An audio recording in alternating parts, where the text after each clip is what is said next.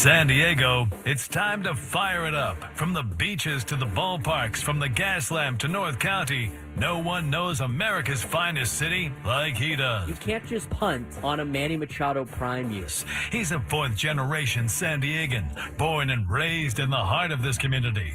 Passionate, opinionated, and always bringing you the real talk on your teams, your city, and everything in between. Braden totally knows his stuff. He's ready for the next step. That guy is good. Live and local, it's the Braden Surprenant Show. But I think Braden's one of the up-and-coming young stars in the media game in San Diego. Now, here's your host, Braden Surprenant. What's up, San Diego? And a happy Friday to everybody out there in America's finest city. It's a football Friday. It's a foul-out Friday.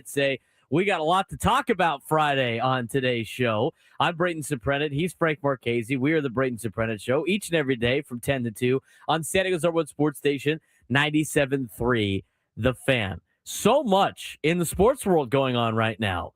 We have the college football playoff last night. That was a heck of a game that we're going to get into here in this open. We have the college football playoff games again tonight with Indiana taking on Oregon at 4:30. Still got to find a place.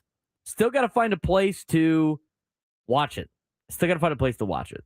We've been discussing. We've had conversations. We thought about crashing Derek and LeMace's party at McGregor's. There's traffic issues about getting off work, trying to get the places on time. There's a lot of that we got to figure out. So I would love for anybody that is driving around, listening to the show, it has a place they're going to, has some suggestions of some good sports bars for us to go check out this weekend. We're all on board. We're all on board. We're going to get to that in a second. NFL this weekend. We got 2 games on Saturday. We got 3 games on Sunday. We got another game on Monday. NFL playoffs, wild card weekend. That's a fun time to discuss. We have the Padres with some news in terms of some scheduling. Padres have been picked for 4 Sunday night games. Now, Sunday Night Baseball is not on ESPN this year. It's on NBC and Peacock. Ben Higgins just moments ago announced the dates and the times and the opponents of some of the games that have been picked up by NBC/Peacock. I think a couple of the games are going to be on national NBC. Some of them are going to be on Peacock. We'll discuss that later on in the show. Yesterday, we got some baseball news. The commissioner of Major League Baseball, Rob Manfred, was on WFAN, our sister station, out in New York. World famous WFAN. Rob Manfred had a lot to say on WFAN. He had multiple clips that were trend-worthy, that were social media click-heavy, that were let's piss off the Players Association heavy. I mean, a lot. I mean, we're talking about split seasons. We're talking about in-season tournaments. We're talking about potentially realigning Major League Baseball. We're talking about also adding 2 extra teams to Major League Baseball. I mean, there's a lot going on, and a lot of Rob Manfred basically trying to make Major League Baseball the NFL, which they're like 15 to 20 years behind the National Football League. They're trying to get the salary cap. They're trying to get parity in the league. They're trying to add 2 teams. They're going to redo the leagues based on geography. They want to do these, NBA gimmicky in-season tournaments or a split season. I mean, they're really trying to do a lot with Major League Baseball. Here's the other thing they're trying to do. They're also trying to put it. Now, here's the deal. Again, on all these conversations with Major League Baseball, all of them, I am in the side of the fan and what makes the product the most entertaining. I don't care about the millionaire players and what they want. I don't care about the billionaire owners and what they want. They can cuss amongst themselves about how much money they're all going to make because they're all making a fortune. I'm here for the betterment of the fans and what makes baseball better in the long run. If it makes the players and owners more money, great.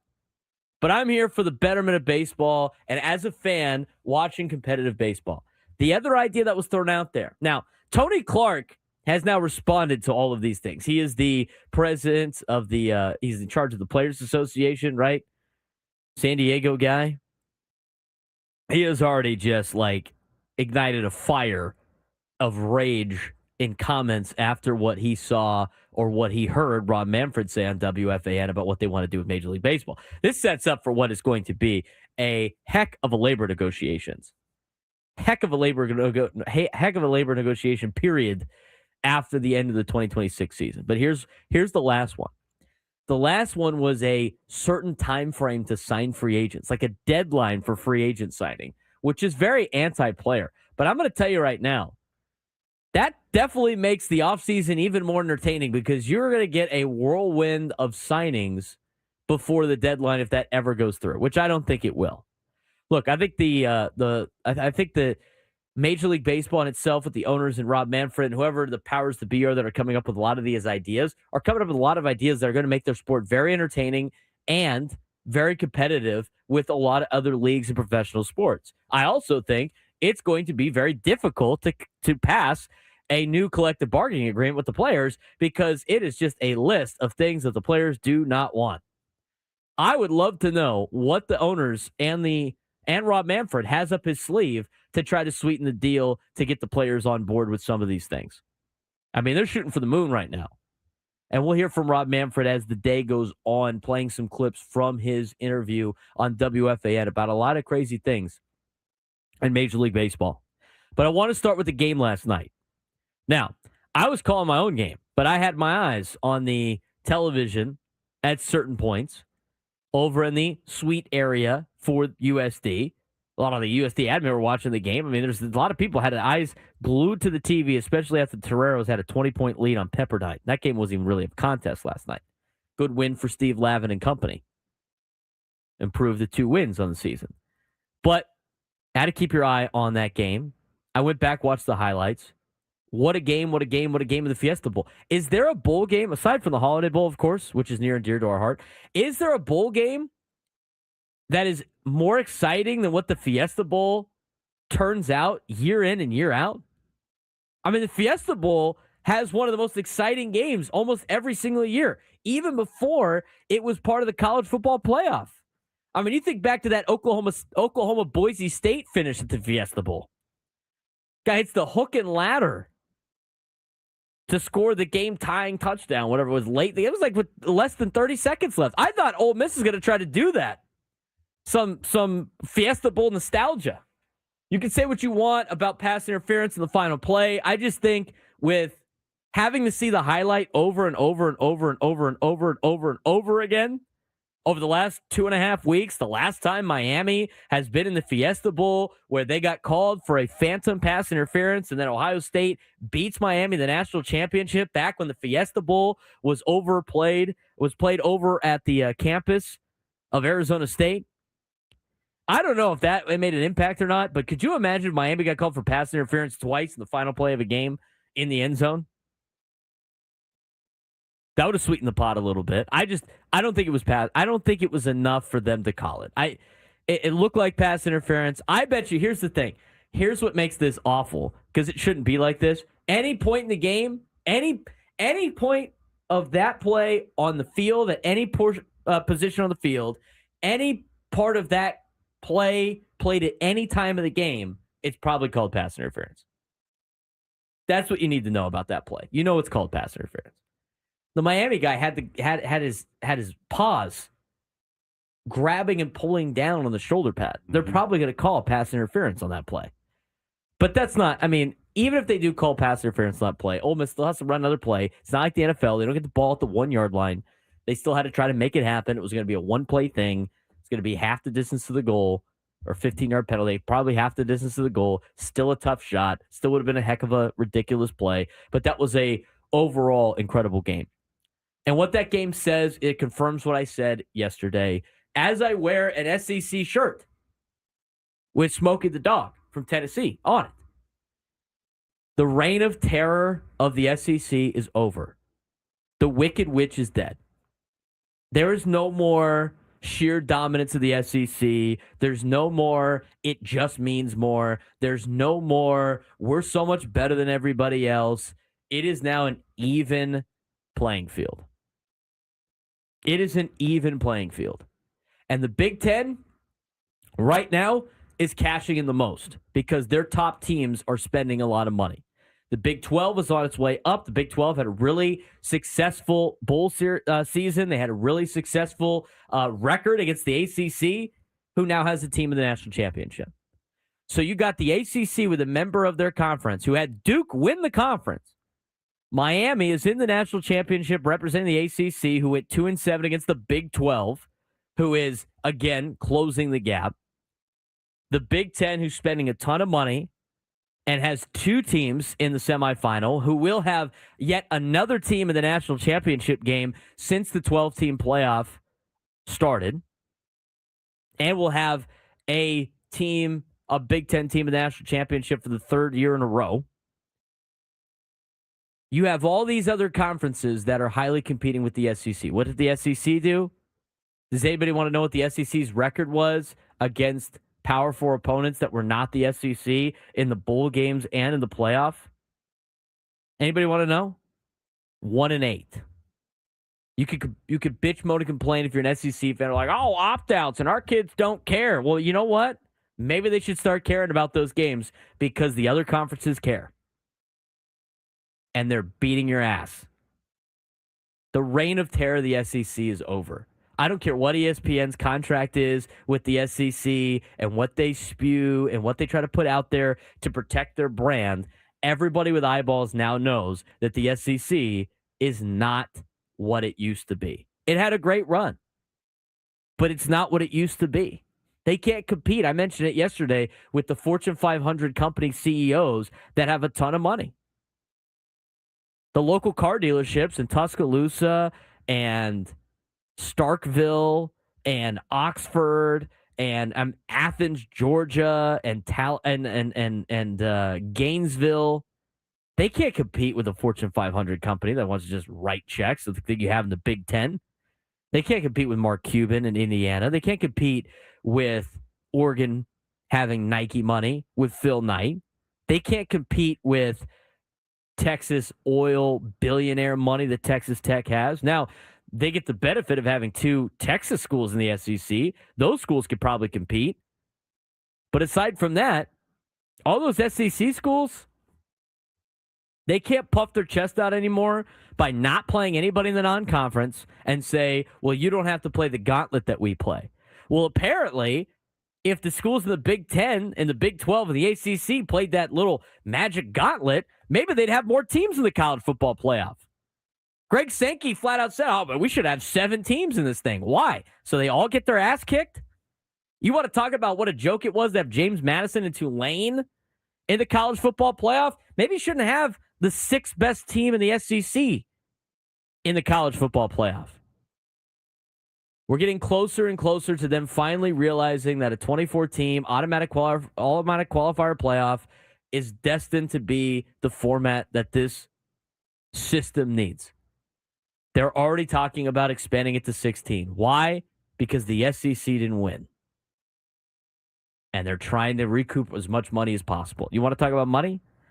Miami's been up to make $20 million by making it to the national championship game. And in their conference rules, they don't have to split it with everybody else in the conference like every other conference does. Plus, they get a $3 million travel bonus for their trip to Miami. Their trip to their home stadium that they get to play in the national championship. That's $23 million in their pocket. Why do you think the SEC keeps pushing the narrative they're better than everybody else? They deserve all these spots. It's not because they're trying to find the true champion. It's because you get $4 million every game you get to for the conference. And the more you have in there, the more money you make for your conference. Come on, guys. It's a game. It's all a game. And people are finally waking up to the realization that the SEC is not what it used to be. It's just not. What the SEC had a big dominance in for so many years was that they were getting all the linemen. Now, they could get the linemen however they were getting the linemen. It could be money where nobody else was paying money. Maybe they were paying more than everybody else. But now that the playing field has been relatively leveled at the Power 4 level, we could talk about the trials and tribulations of a group of 5 team trying to even compete in this division. But they were getting all the linemen. They were dominating the trenches. That's why it was so hard to beat the SEC. You had other types of products out there, and the only conferences that were able to hang with the SEC were the Big Ten because they had big linemen. Well, now everybody's got big linemen. Miami, back to having huge linemen. And they dominated the trenches last night, both on the offensive line and the defensive line. I mean, they bullied an SEC school in the trenches. That is something that used to never happen. And so now you got Miami in the national championship game, and they await either Indiana or Oregon. Two highly funded, powerful programs now. You could say what you want about Indiana being an underdog, but the amount of money they pumped into that team, they can only be an underdog for their logo, and that's about it. And really, it's only an underdog for the logo because we have stupid preseason polls that need to be changed and never implemented ever again in college football. Enough with the preseason polls. Frank brought it up to me yesterday about our guy Brett McMurphy tweeting out, "We suck," and then a graphic of everybody's national championship pick at the beginning of the year. Almost like, I don't know, maybe we should let these schools play. How do you have any evaluation of how these schools are going to be when the roster's brand new every year? College football is the gift that keeps on giving. I hope college basketball just gets this crazy. But I do think it's funny that in 2 years of a 12-team playoff, the college football has gotten a double-digit seed to the national championship game before March Madness. And March Madness has had such a massive time jump on the college football playoff. So now the aftermath, we'll preview the Indiana-Oregon game. I think those two teams are the two best teams in the country right now playing, but I think Miami's going to be able to give them a hell of a run. Carson Beck, as much as I'm not a big believer in Carson Beck, that guy was dropping dimes last night for Miami. That guy played his ass off for the Hurricane. But what's going to happen now is here's the narrative to expand the playoff even more. And as soon as they figure out that the 2014 playoff that the FCS has is the perfect format and that get human beings out of the decision-making of who makes the playoff, you're going to have finally a very competitive, very lucrative, very exciting league that you can watch.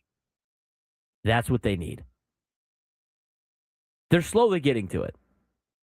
But until they start incorporating every conference in there, and until they start incorporating automatic qualifiers, so you don't have this bias of SEC schools in there, you will finally have a true playoff and not an invitational. You watch the final couple games of Notre Dame, you watch the final couple games of Miami, you watch the final couple games of even BYU, and you go, these teams all have a chance. They look like a national championship caliber team. And you watched Alabama play at the end of the season, and you're like, this team does not have what it takes. Yet Alabama made it, Notre Dame did not. Miami barely made it. And BYU was sitting at home. Unbelievable. I'm on for the 2014 playoff. Once college football pulls their head out of you-know-what, and they figure that out, the better it will be for college athletics. We're just getting started on the Braden Surprenant Show. Give us a call if you want to weigh in, 833-288-0973, 833-288-0973. I know some of you traditionalists want to try to argue against the 2014 playoff. I will poke a hole in every single one of your arguments within 30 seconds. Don't test me. I'm on it. We will talk about Indiana and Oregon. We will talk about some Padres news. We got a lot of Rob Manfred sound to play for you as we talk baseball. So much to get to on the Braden Surprenant Show. Off and rolling on a Friday. Sending someone Sports Station 97 through the fan.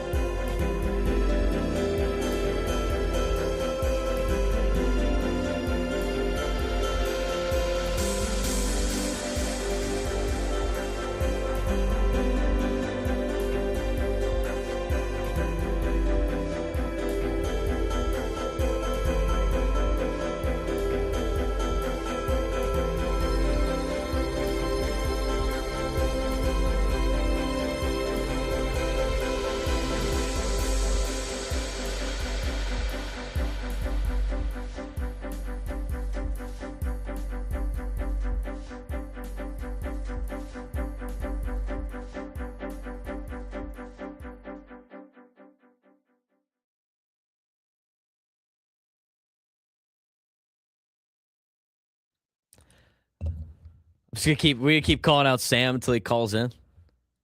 Guy's got to fold like a lawn chair. Can't handle the smoke. We're broadcasting live from the Bill House Studios. We know how. All guests on 97 through the Fan join us on the David Beach Bureau Fan Hotline. David Beach Bureau criminal defense attorneys help good people regain control of their future. When charged with the crime since 2010, visit davidbeachbureaulaw.com. Here's what I have to say about the playoff. I've already made myself clear. 2014 playoff is what you need. Have I not made that clear? Yeah. It's exactly what you need if you want to do the best of trying to determine a champion. And the why I include 24 teams because every conference needs an automatic qualifier to the tournament, just like they do in the FCS. Otherwise, Frank, what's the bleeping point of them even playing Division I football? What's the point? So the Power 5 teams can poach their players. Yeah, exactly. Well, there's no reason for them to have football, or they could just drop down the FCS. But they don't want to drop down to the FCS because they'll lose a ton of money because people won't give a bleep. That's like everybody. I find it rich from Power 4 fans that go like, "Oh, just let the group of 5 go play their own tournament. They can all make $4 million a year. It'd be great." Yeah. Do you know how this works? You know why they're making $4 million a game? Sorry, $4 million a game. You know why they're making $4 million a game? Because of TV and ratings. You know who's not watching that? Everybody. Nobody's watching the group of 5 tournament. Because people aren't going to care. Just like they barely watch the FCS. Look, us diehards, we watch it. But there's not enough casual fans that are going to watch it to make it worth anybody's while, like from a lucrative standpoint. Makes no sense. So I will say this. To anybody that says they don't want automatic qualifiers for every conference, if you're an Aztecs fan, you understand you are jumping off of a cliff for your athletics department. Because football drives everything. And if you're not at the highest level, you're not going to be making money, which means schools are eventually going to start going, why are we even in Division I to begin with? You want to keep San Diego State in Division I? You better hope that they have automatic qualifiers. You better hope that this power conference that they're jumping into is a power conference. The Power Act, whatever the heck it's called. The Power Act State 12. Except they have 8 teams. 9 if you include Gonzaga. Listen, dude. Power Act State 9. Can we Conference. like minor details, dude? Like the name of the conference is a minor detail. It's a power conference. That's all you need to know. But anyway, it sounds harsh, but that's the reality of the situation. This is why I'm such an advocate for it. You have to get every conference involved, and you can't do that with a 16-team playoff because then you'll have 6 at large. And the big schools are not going to fly with that. You got to do something where you have 24 teams. You have it set up for the power conferences. Everybody gets a little piece. And then at the beginning of the season, when San Diego State plays Washington State in the Power Act Championship, the winner gets to go to the playoff and get smoked by Florida. It is what it is. But that's what the FCS does. I don't know why this is so complicated. I don't know why this is so difficult. The only reason why it's difficult is because of egos and money. That's the only reason why it's difficult. And greed. There's simple solutions to all these problems. They're simple. Don't overcomplicate things. Max it out 24 teams. You don't need anything more than that. I've said that from the get-go. 24 is my max. And then you can figure out what you want to do. But as of right now, you're trying to, and college football needs to figure out what direction they want to go. They are trying to be traditional and progressive at the same time. They got to stick to one of them. 833-288-0973, 833-288-0973. Let's get out to Chief in Chula Vista. Chief, you're on the Braden Surprenant Show. What's going on, man? Hey, Braden, what's happening? Nothing much. Hey, I just want to bring up the seating. Why in the world is the seating the way it is today? Because the highest seeded team needs to play the lowest seeded team. Now today, and I agree with you. You know, we got Oregon and Indiana, you know, the best teams, and Indiana should have knocked off Miami last night to get Oregon and Ole Miss today, but we're not seeing that. And I just don't get it. So you're now asking, we essentially have another. You're Big asking 10. for a reseed every round, like hockey used to do. Well, no, I don't think it'd be every round. Well, that's that's way what you're asking for. Like the 10 seed, if you look at like the bracket, Miami wasn't supposed to win the first game, and so it should have been 2 versus 3 last night. But neither Miami nor whoever the 2 and the 3 were. Who was the 2 and the 3? I can't remember off the top of my head. It was Ohio State was the Georgia two, and Ohio Georgia was the State, three. right? So, like, those two teams should have been in the semifinals. That's how it was seeded for. But they both lost. Yeah. So, unless you reseed it, you're not going to run into you're going to run into a situation where Ole Miss and Miami are playing each other as the 6 and the 10. Does that make sense, Chief? Yeah, you're right. Yeah. Oversight on my part. You're right. I All got good. that now. Hey, you know what? And I then on like a second, brackets that reseed are fun too. It makes it the easiest path for the 1 seed, and then you get potentially better matchups. There's a reason why the NHL used to do that. okay, a second point I got here is I can't wait for the Duke's Mayo Bowl to be in the playoff when they go to 2014. they start dumping mayo on one of these big college coaches that would have never had it ever in the world.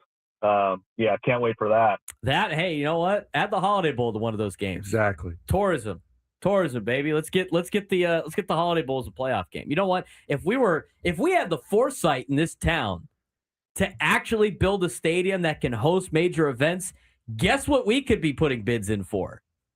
The national championship. Yes. The national championship. And we had the foresight to do that, but we don't. We don't have the foresight to do that. We don't. We're not intelligent enough to think about the future, to look at the forest instead of the tree in front of us here in San Diego. It's not San Diego State's fault. They won the bid. They built a stadium for themselves. That's what they should do. Foresight, guys. We could be hosting this thing. We could have our boy Sam in the chat in a nice red jacket walking around parading the Indiana Hoosiers in a national championship against Miami, or Oregon in a national championship against Miami here in San Diego in a big venue. You don't think they wouldn't have given us a bid? We could be hosting this thing. We could be hosting the Final Four if we put a roof over the damn thing. No, we're worried about height limits over by the coast. Which, by the way, I found that out. Like, apparently, like, the state doesn't care. That's a local thing, Yes. so they can still build above the height limit and just be like, what are you going to do about it? State's not going to enforce anything? Come on. We could be hosting this stuff. We could be hosting these things. You know, we're worried about, like, the Holiday Bowl got hosed by the fact that we don't have a venue big enough for, like, the bids they used to give out because we didn't decide to think about the future. We are a major city that still thinks we're a small Navy town from the 1970s, and it drives me absolutely insane. Absolutely insane. 2014 playoff. Put it in. Where's Agreed. Sam at? Where are we at? He's afraid, dude. He's afraid. Can't handle the smoke. It's got Nate calling him Sammy Fish in the chat. Ah, no. Nate's been on him for like those commercial breaks, if you will.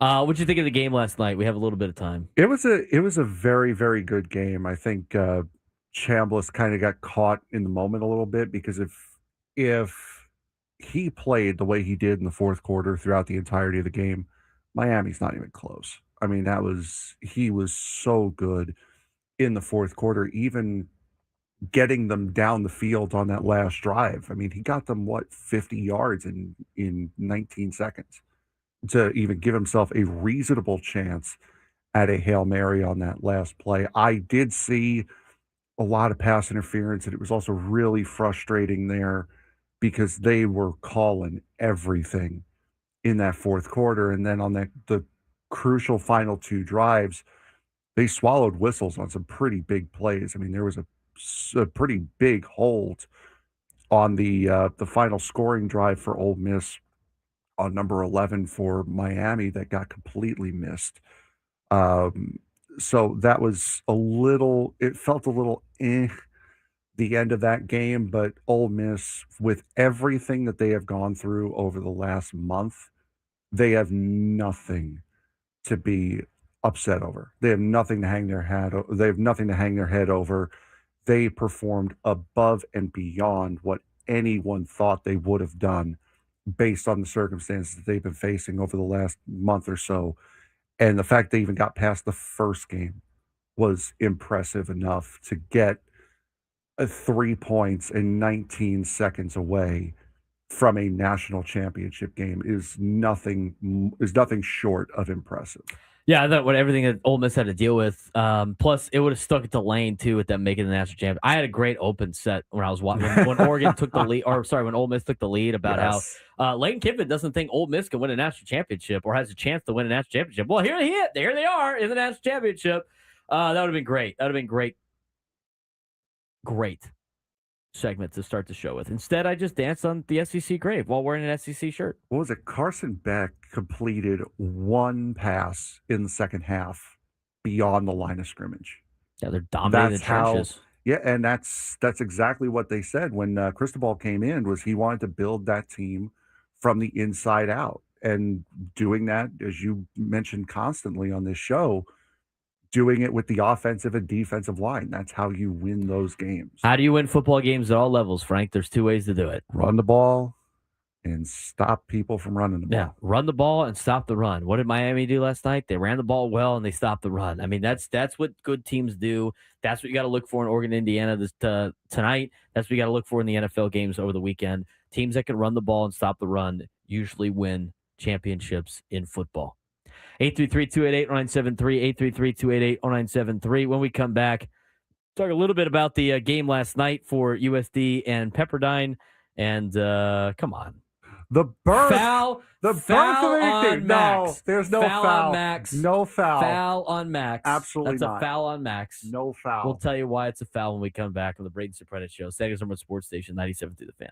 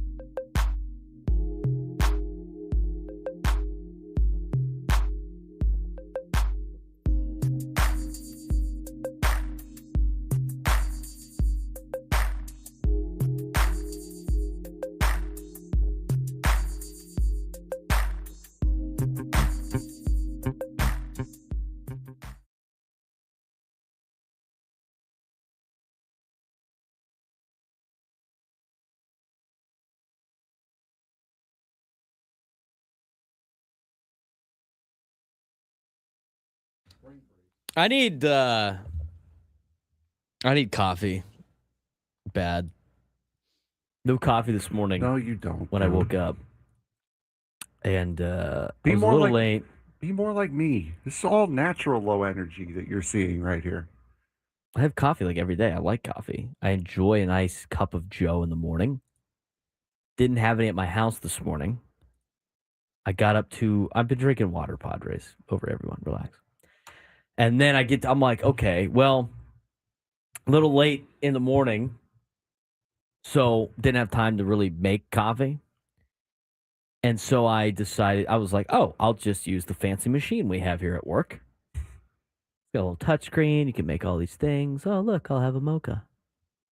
I will not have a mocha. I usually just have black coffee. It's unplugged, broken, or whatever. I remember getting an email about this, Frank. Did you get an email about this? Unplugged, broken, or both? No, Or both. I don't know. I don't use the coffee machine, so I would not know the status of said coffee machine. Yeah, so that didn't work as I was walking in. I don't want to make a pot of. I don't even know if they have the ability to make a pot of coffee anymore because everybody uses the individual little machine that's fancy now. How bad is it if I order coffee to the state? What if I pull the Tony Gwynn Jr. and just order stuff to the station? I feel like that's so lazy to not. But I mean, obviously, I can't physically drive down to Starbucks, get a coffee, and come back during a commercial break. It's not long enough. It takes 5 minutes just at that rough and road light anyway. Oh, God. That rough and road arrow light takes about 5 to 8 minutes anyway. It do be rough at Ruffin. Is it frowned upon to order a coffee like that? I wouldn't see why it would be. I don't know. I feel like I always make fun of the people like DoorDash their coffee. Like, bro, just go get the Starbucks coffee. You can order on the app. Well, then order something else. Like order a breakfast sandwich or something. I don't want a breakfast sandwich. I just want coffee. Well, then I'll have it. And here's the other thing too. Here's the other thing too. Nobody's up here. I can't be like, hey, somebody hold the ground. Add some more breaks. I can run down to the cafe down here and get their coffee. No, throw some breaks in there. do what they did. Just tell them leave it in the lobby, and we'll get it during a break. I don't want to do that. I'm gonna have to get a late afternoon coffee before I head to pitchers later. I think that's where we're going now. Well, now that You're welcome to come if you want. I'm good. You don't want to hang out appreciate and it. watch football? No, What else are you doing? Going on a first date? brother, I wish. Kleiderport? Brother, I wish. Oh, you know what? We got to get you out there. Like I Frank. said, I'm open to We're suggestions. putting you out there. Go to pitchers. No, meet that's some what, new no, people. that's what Sunday's for. Oh yeah. Well, I'm doing that Sunday too. They got to charge up for Sunday. Charge up. That's what Saturday's for. My social no. This social battery, it's a little bit bigger of a battery. It takes a little longer to charge. You can't charge and you can't. Come on. What are you doing Saturday? I don't know what I'm doing Saturday. Exactly. You're charging the battery. Resting up after night of pitchers, which is not going to go. The game starts at 4:30. It's not like you're going to be out late. No, I know. Juan will buy you a pretzel. There you go. Yeah, you know what? He saw that Juan might show up, and now he's like, I don't. Yeah, no, I can't do that. I can't. We're out. All right, we had I had a USD game last night. They played Pepperdine. They beat Pepperdine. Good win for San Diego. They won by 20-something points. It's their first. It's their largest. It was their biggest margin of victory against a D1 school since 2023 when they beat Jackson State by a wide margin. So a 20-point win for USD last night against Pepperdine. Huge win. As for the UCSD, I didn't see the UCSD. They beat Fullerton last night? No, they did not. They lost to Fullerton at home last night. Yeah. We have their next game on tomorrow, as a matter of fact.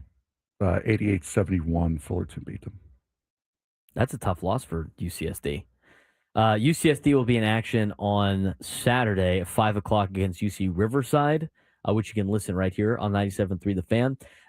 So they took the loss last night. I had the game with Jack Cronin. And what the heck, man?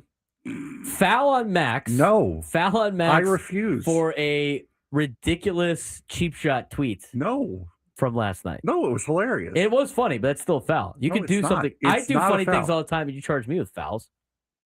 The foul. No. He earned the foul. It's a foul. I refuse. It's a foul. I refuse. I already chalked it up, so it's a foul. Plus, everybody likes hearing the sounder, Frank. So, just Max, you didn't get a foul. This is just so everyone hears the bit. He draws the foul. Max SID got a foul. No, That's he what did not. Was. Thank you for cooperating with that. No, he did not. All right, so last night, USD starting to get hot against Pepperdine, and one of their big three-point shooters, Tenori Lane, hits a three. They left him uncontested wide open, and I said, I probably don't want to leave that guy open. I got the clip here. And here's the clip. Defensive set for USD. Now out to Tenori Lane. Left open for three, and he buries it. Can't leave that guy open. You can't. Tenori Lane makes uncontested threes all the time. Does he make contested threes all the time? No. That's the reason why you got to say can't leave him open. You can't leave him open. You can't leave that guy open. There are other players on both teams you can leave open. Tenori Lane is not one of those guys. You cannot leave him open. If they left Shaq open for a three, he's missing it. You can leave that guy open all the time. But as the color analyst, you need to add color. That was the color. Can't leave him open. Yeah. He's really good at making uncontested shots. You really can't leave him open. Like, you got to add a little bit more color to that. No, you can't just. That's what I say on the other ones that he makes. Sometimes you just got to throw in something that's fun. You can't leave that guy open. You can't just hold the paintbrush upside down and flick it and see how much paint comes off it. You actually have to put the brush on the paper. I agree with Jake. That's a foul on you for not assessing the foul. No, it's not. It is. I don't see care. Now he's going to get a tech from Jake. The chat is demanding a foul. Okay, and I played the sounder for you. He's not getting a foul. So USD's their SID Max put out there. Thanks, Captain Obvious, on the tweet, which is so funny. There's players though that you can leave open that are not going to make a three. By the way, you could have left every Pepperdine Wave player open last night from three. They weren't making a shot. They were 0 for 10 to start with a lot of uncontested threes. Squirrel finds a nut every now and again. I'm just saying. It was funny, but it was kind of a reach. Tis the birth. It was kind of a reach. Tis the birth of Captain Obvious. By the way, I would like to let everybody know, Frank would have no idea that even happened last night if I didn't send it to him. Correct. I sent it to you. But it was hilarious. It was fun. It was absolutely hilarious. I thought that was great. Guys, USD is trolling their own broadcaster on their tweets. You have a lot less people to answer to when you're trolling your own broadcaster instead of somebody else's. Oh, Max would never do that to like any of the other broadcasters. Exactly, out there. because he will have less people to answer to if he did it to you. Why are you trolling Dave Pash like that? Dave Pash be like, what? Exactly. I texted him immediately. I was like, well, that was hilarious. Also, it's a cheap shot.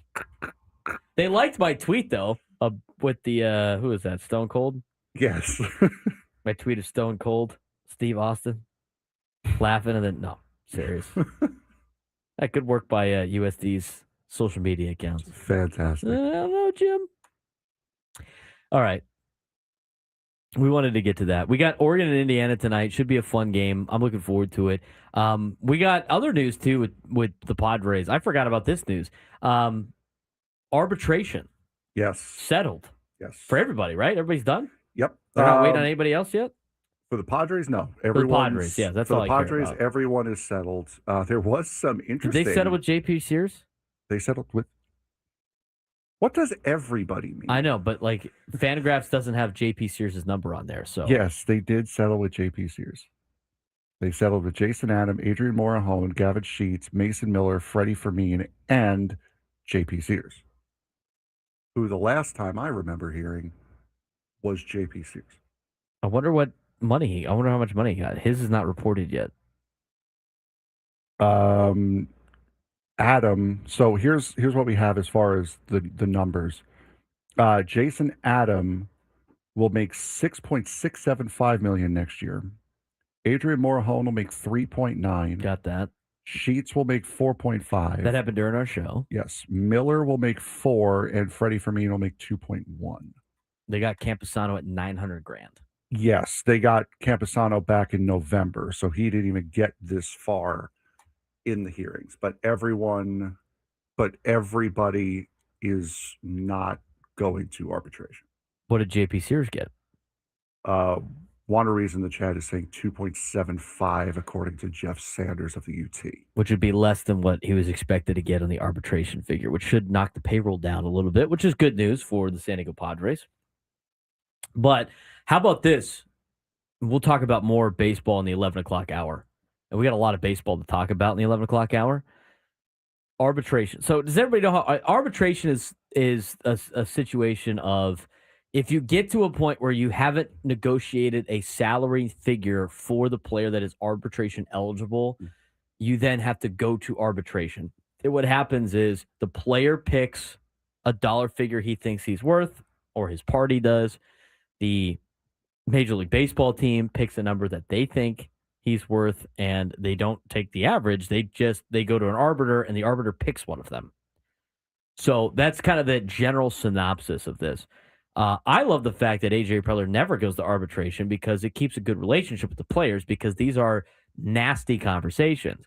Because the team that talks about how great you are all the time, then all of a sudden flips it for money reasons to say how much you suck. Mm-hmm. And so you have a massive disparity between the Detroit Tigers and Tarek Skubal. Incredible. Tarek Skubal I'm just going to ask, like, Tarek Skubal, if he was on the open market, would be the highest paid pitcher.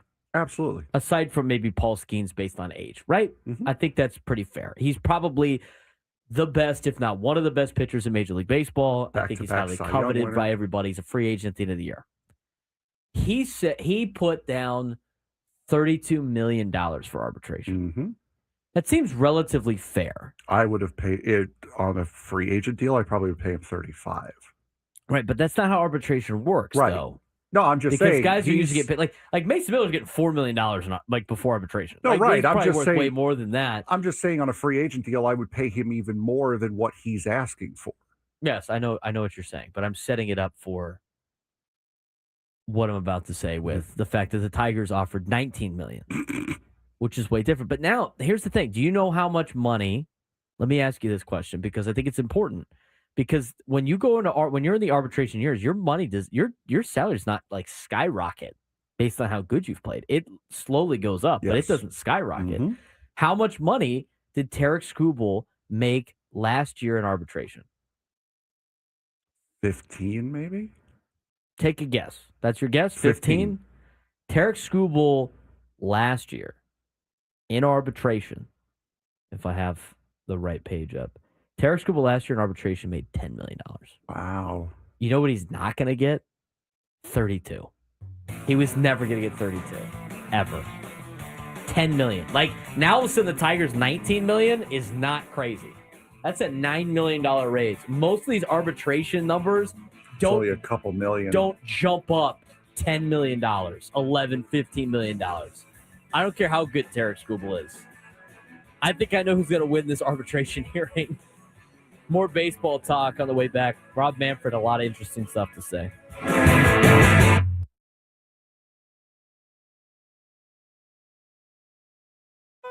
Go ball! Go ball! Oh, off the wall! Hit the weight room! Hughes bat, it has a new bat. Oh, he's got and one. nobody's gone deep in it with it yet. But he's about to film me do it. He got on top of it. Go, go, go, go, go! Oh, ain't nobody else wearing a water t-shirt. Expand. Ah. Down! Oh, yeah. I got it.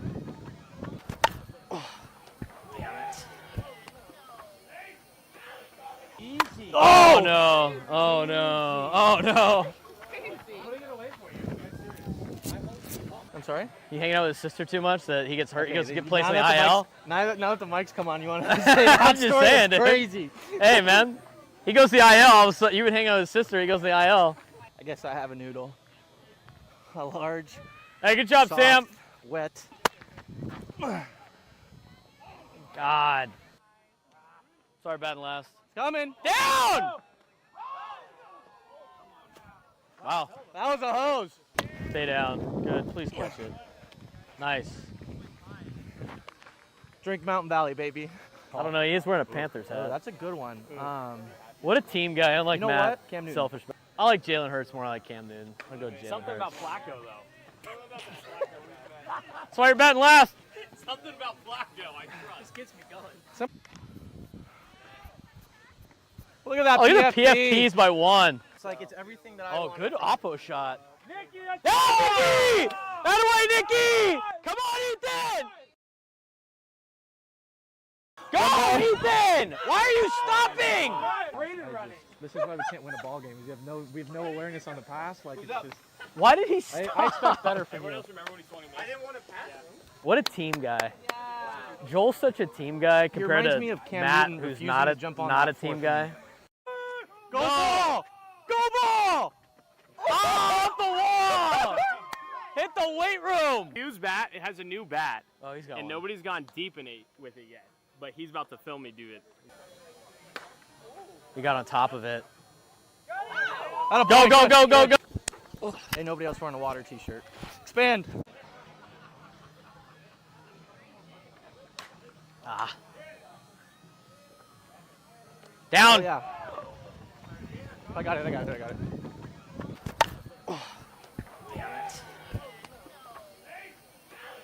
Easy. Oh no! Oh no! Oh no! I'm sorry? You hanging out with his sister too much that he gets hurt? He Okay, goes to get placed in now the that IL? Now that the mics come on, you want to say that I'm just story? saying, It's dude. crazy. Hey, man. He goes to the IL. All of a sudden, you would hang out with his sister. He goes to the IL. I guess I have a noodle. A large, Hey, good job, soft, Sam. wet. God. Sorry, batting last. Coming. Down! Wow. That was a hose. Stay down. Good. Please catch it. Nice. Drink Mountain Valley, baby. I don't know. He is wearing a Panthers Oh, hat. that's a good one. What a team guy. Unlike You know Matt. what? Cam Newton. Selfish. I like Jalen Hurts more. I like Cam Newton. I'll go Jalen Something Hurts. about Flacco, though. That's why you're batting last. Something about Flacco, I trust. This gets me going. Look at that Oh, look PFP. at the PFPs by one. It's like it's everything that I Oh, want. good oppo shot. Nicky, Oh, Nicky! That away, Nicky! Come on, Ethan! Go, Ethan! Why are you stopping? Braden running. This is why we can't win a ball game. We have no awareness on the pass. Like it's just, Why did he stop? I expect better from Everyone you. else remember when he's 21? I didn't want to pass him. What a team guy. Joel's such a team guy compared reminds to me of Cam Matt, Newton who's refusing not to a jump on not that a team fourth guy. Go ball! Go ball! Oh, off the wall! Hit the weight room! Hughes bat, it has a new bat. Oh, he's got And one. nobody's gone deep in it with it yet. But he's about to film me do it. He got on top of it. Go, Go, go, go, go, go! Oh, ain't nobody else wearing a water t-shirt. Expand. Ah.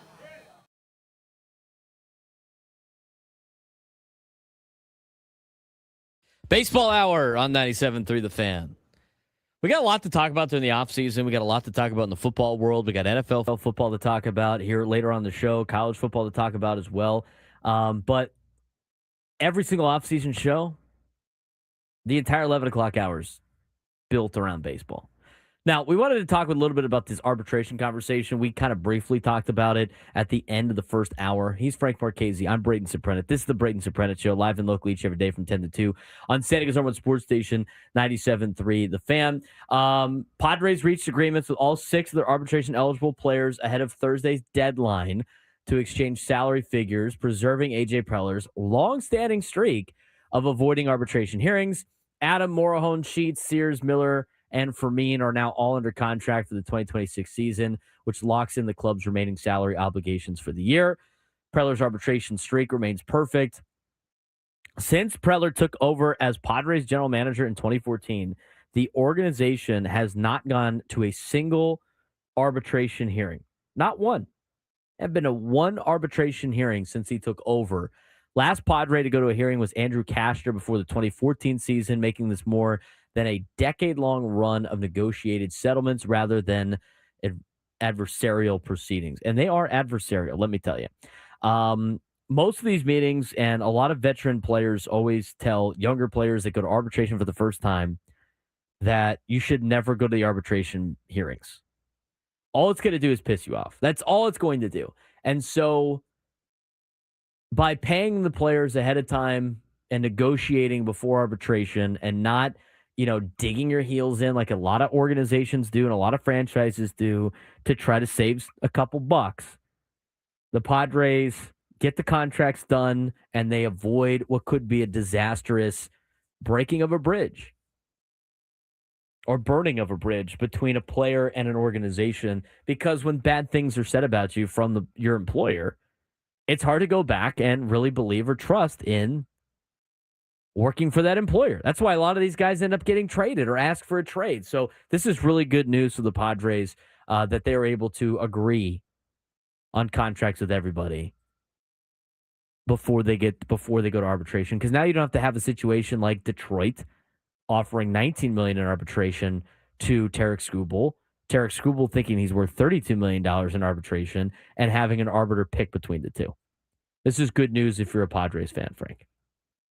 Oh, absolutely. I mean, you got pretty close with Michael King last year, but that ended up getting solved just before arbitration started, which I believe is the beginning of next month. Like right around this time next month is when all the hearings are. So yeah, I mean, it is great to keep that relationship high with your players. And I mean, it's about as good a deal as you can get. It also shows that what the Padres perceive as value for these guys is pretty close in line with what these players should be getting, and the players obviously agree. So it's good that it's also good from a money evaluation side as well. You look at the players, there's only 2 players that are free agents next year that were arbitration eligible this year. It's Jason Adam and Adrian Morahone. I'd like to see the Padres' next term of business try to find a way to get Adrian Morahone on a contract extension. By not moving him to a starting role, he can be a guy that you can sign on a relief deal. Or maybe you give him a little bit more than a relief pitcher does and then eventually try to make him a starter in the future. I know a lot of people don't want to see that, perhaps, but the guy's going to be 26, almost 26. He's going to be 27 years old by the end of the season this year. Still a very young pitcher, has grown extremely well in the Padres organization. He's a guy that I want to see on this team long term. Him and Jason Adam are the only free agents in that particular case. And then you look at the rest of what the Padres have to deal with at the end of the season next year. Kyle Hart's got a club option. Ramon Laureano's a free agent, and Michael King has an opt-out if he chooses. Other than that, this team is going to be the Padres for the foreseeable future, Frank. Yeah, which is great. You'll build some continuity, not just with the fans and who they see, but also the players coming in the clubhouse every single day and getting what they see. I think haven't we seen somewhere this offseason that Adrian Morejon said he's happy with where he is. So I don't think he would be all that upset with taking like a higher leverage reliever pay and not moving to a starter. It's nice to know that he can do it if need be, but I think he would be fine in a situation where he's getting paid like a reliever. I think that's probably what he's ended up going to get. But I'd love to see him part of the team. But you look at this team. I mean, everybody's under contract for the next 2 years, with the exception of like 2 players. Mm-hmm. This is the core group. This is the team that you spent money on. And if you want to take it a step further, they're basically all under contract until 2028. And then Joe Musgrove becomes a free agent in 2028. So you got the next 2 years of this team. And now there's opt-outs and everything like that. Like Nick Pivetta could opt out at the end of this season. So that's another name that you could potentially see on the open market. But this is the team that you have in a Padres uniform for the next couple of years. And I'm curious how the CBA works out. And that's what we're going to talk about in the next segment is a lot of things with what Rob Manfred said on WFAN that's going to make that thing even crazier. I do want to get into the schedule, but Frank had one more point. I want to lay out a hypothetical for you, a prediction, if you will. I think a lot of the players that you would normally see opt out because of the uncertainty of the CBA and what direction it's going to go and how far apart they seem. I don't know if somebody like Nick Pivetta would be willing to walk away from that much money, not knowing whether or not, one, when he can sign again, or two, if he's going to get that much because of contract constraints. You can't take money away that has already been given out. So there's going to have to be 2 different salary cap. There's going to be a pre-cap limit and a post-cap limit. And then once all the pre-cap contracts are gone, then it's all just one salary cap. Yeah, that's what we think might happen. So I would think that if teams are going to try to become compliant with the post-salary cap, they're going to be offering players that opt out less money to be able to build a full roster around that new salary cap, and opting out would take you out of that grandfathered in contract and it would put you in the new salary cap. So I think there's a chance that a lot of players with opt-outs might not take it this year because they would want more money for the time that they're in. I have to go back to the last time we had this lockout. And it was because what happened is a couple players signed right before it was locked out. Like Corey Seager signed quick. Yes. But they don't get paid, right? Yeah, they don't get paid. No one gets paid during the lockout. During the lockout. But I can't remember. Did they get like they ended up getting salaries that were based on the season? I believe so. Right? Yeah. I can't remember the exact deal. I remember them getting, but they had to get some type of. So my other thing is when you talk about that particular situation of like Nick Pivetta, don't opt out because you don't know if you're going to get paid in 2027, right? You don't think there's going to be a season 2027 or like whatever. If you opt out, the thing is the risk. It's not like you're getting paid anyway, because nobody's getting paid. So you would get a restructured or a percentage of the money that you already had agreed upon. So you would get based on how many games that they play. It'd be retroactive it'd be, based on the percentage of the games that you had played. Mm-hmm. So from that standpoint, and you look at Nick Pivetta's contract, I mean, he's only supposed to get like $14 million in 2027. That's going up, though, is it not? Like he's got. No, he's getting the most now. And then right, but it's going to be like 14, 16, and 18. No, it's 20.5 this year. It's Yeah. 14 next year, and then it's 18 in 2028. Yeah, so it is going to get But a it's bump. not a lot. No, I know it's not like a ridiculous bump, but it is a bump. But what I'm saying is, if he opts into the contract and he gets a contract that's based on percentage, like he's only going to get 60% of it because they play 60% of the games, he's not getting $14 million. He's getting 60% of $14 million. He could do better than that by just signing with somebody else, by just becoming a free agent, signing before when it opens up again, because everybody's going to start signing players. Do you think he would get more than $8.4 million for that year? Most likely, yeah. I think so too. So I think it actually would make sense for him to opt out because it's not like he's got all this money. Now, I don't think it would. The opt out for Michael King doesn't make as much sense, right? Because I would take 60% of $28 million. Yeah. I don't think, is Michael King going to be able to get more than 16.8 signing like that? Or you maybe sign a long-term deal? I mean, how much? There's so much uncertainty with Michael King. I would bet if I was Nick Pivetta that I'm going to get more than 8.4 and beyond. I'm trying to find the contract. I'm trying to find where the money is. ESPN has like a timeline of everything of CBA stuff. Yeah, of the entire. They have a timeline of the entire lockout, like day-to-day updates of what happened. Yeah, I'm trying trying to find to that see as we go to break here in a second. But Nick Pivetta to me is a guy that would opt out at the end of the year, despite the contract situations or like the labor negotiations. I don't think Michael King has a ton of leverage in that. I think he'd probably opt in, and then you don't even know, because the other thing too is he would be grandfathered into any type of salary cap, and they don't know how that's going to work yet.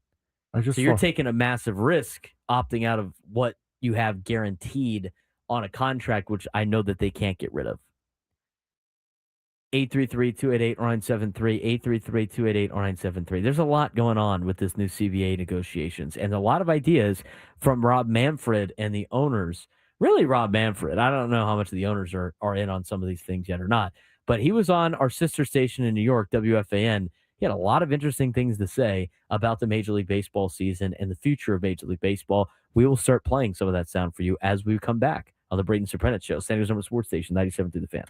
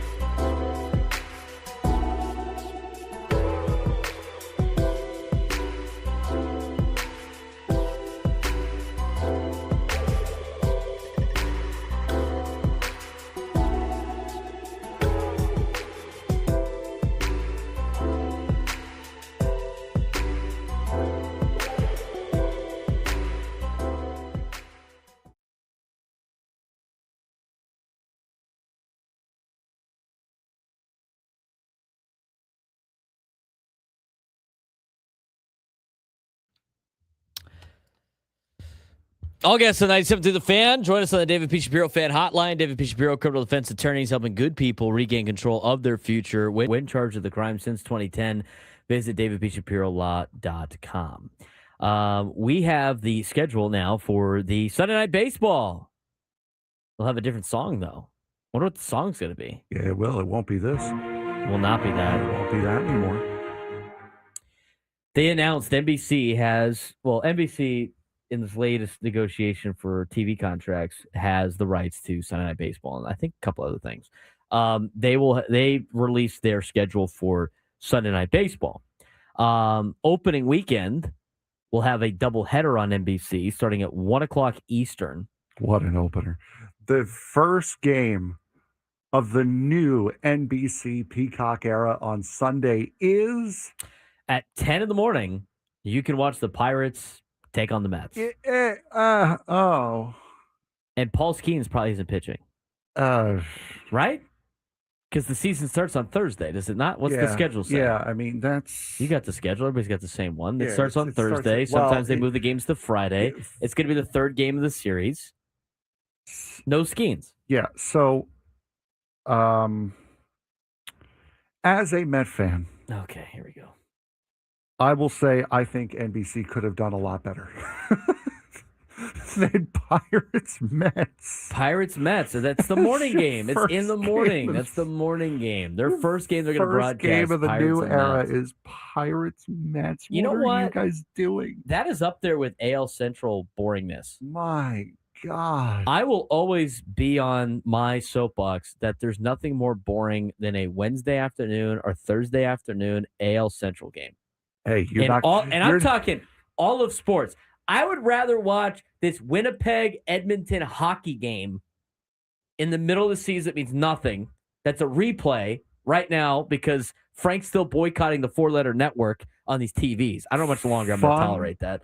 But I'd still rather watch that than any AL Central afternoon game. And you know what? Pirates and Mets are a close second. Here's a fun fact for you. The New York Jets in their last 17 games were 3-14. The Winnipeg Jets in their last 17 games are 2-15. So it's just a Jets name thing. your team the Jets. It is just a Jets thing. You know, they took over the Atlanta Thrashers, right? Just change the name to the Thrashers. They should have Thrashers night in Winnipeg. Sure, they'll be fired up about it. Yeah, exactly. Keeping it real. Royals Twins. No thanks. White Sox Tigers. No thanks. Hey, listen, it gets pretty hyped. Guardians Royals. No. You can think about it. It gets pretty hyped in here when it's in the middle of July, when it's a Wednesday in July, and there's no other sport on. The only one that gets excited is Adam Klug because somehow he has one of the players in fantasy baseball. My guy just dropped him in fantasy baseball. Just picked him up in fantasy baseball. That is the worst division. That is the most boring division ever. Tigers, Guardians. Are you kidding me? That's like probably the best matchup right now. Thumbs down. Not great. Okay, Pirates and Mets are the first game on March 26th at 10 in the morning. At 5 p.m., it's Diamondbacks and Dodgers. You knew the World Series champion was going to open up the Sunday Night Baseball thing, right? I mean, come on. And they happen to draw the Diamondbacks in the first weekend. And with that might not be a bad game, especially with, as we had talked about yesterday, Arizona was in on Alex Bregman. And we said it really only makes sense if they take Ketel Marte off of the trading block, because then that would signal that they are going for it. Correct. Wouldn't you know who won the pony? Today, Arizona pulls Ketel Marte off the block. So they think that they have a legitimate chance at getting Alex Bregman now. Even our resident Royals fans in the chat agree with us that it's the most boring division in baseball. So that's the first weekend. In terms of like, the schedule's posted. I don't need to go through the entire schedule. But the good thing is it's like, well, it's good and bad. ESPN used to like leave some games out like near the end of the season so they could flex games into the Sunday Night Baseball, which is kind of cool.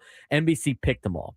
The Padres' first time that they're on Sunday Night Baseball, it will actually be on Peacock on May 17th, which is a day that I'll probably go watch it at a bar because I don't pay for Peacock. Vetter Cup. It's the Vetter Cup. It's the Padres and the Mariners, who have owned the Padres in the last 2 years. So you need to bounce back from that. So May 17th will be the first Sunday night baseball game for the Padres as they take on the Mariners. They will then play on actual NBC as part of a doubleheader because we love having Mets and Dodgers doubleheaders on NBC, apparently.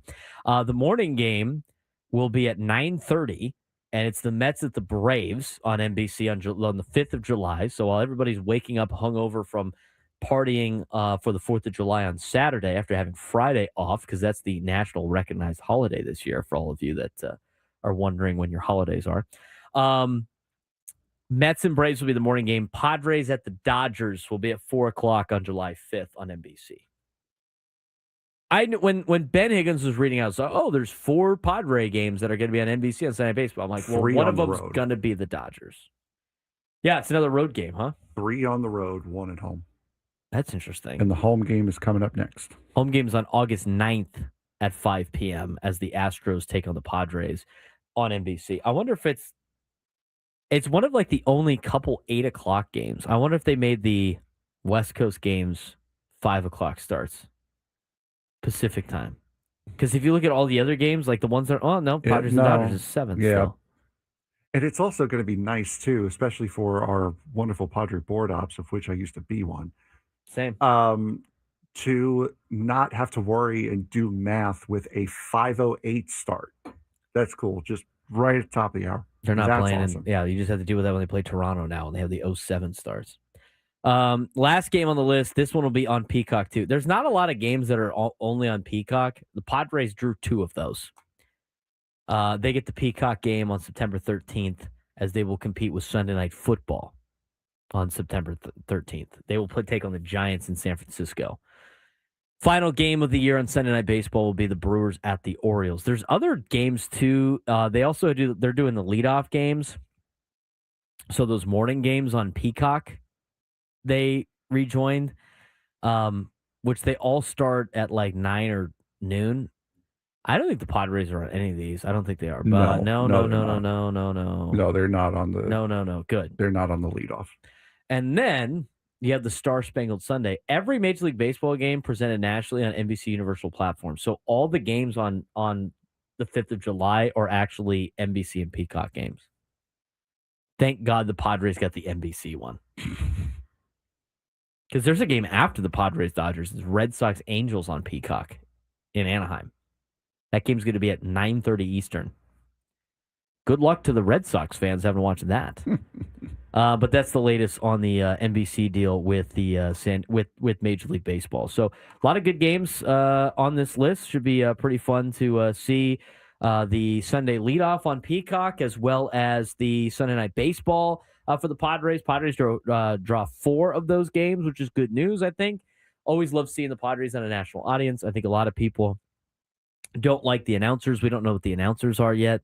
We're hearing. I heard Benetti was rumored to potentially do it. the Tigers broadcast, and I think it's Kevin Brown, I believe. Yeah, it's Kevin the Baltimore Orioles guy. Yeah, those are the 2 that we've heard rumored, but they're both play-by-play guys, so I don't know how that would work out.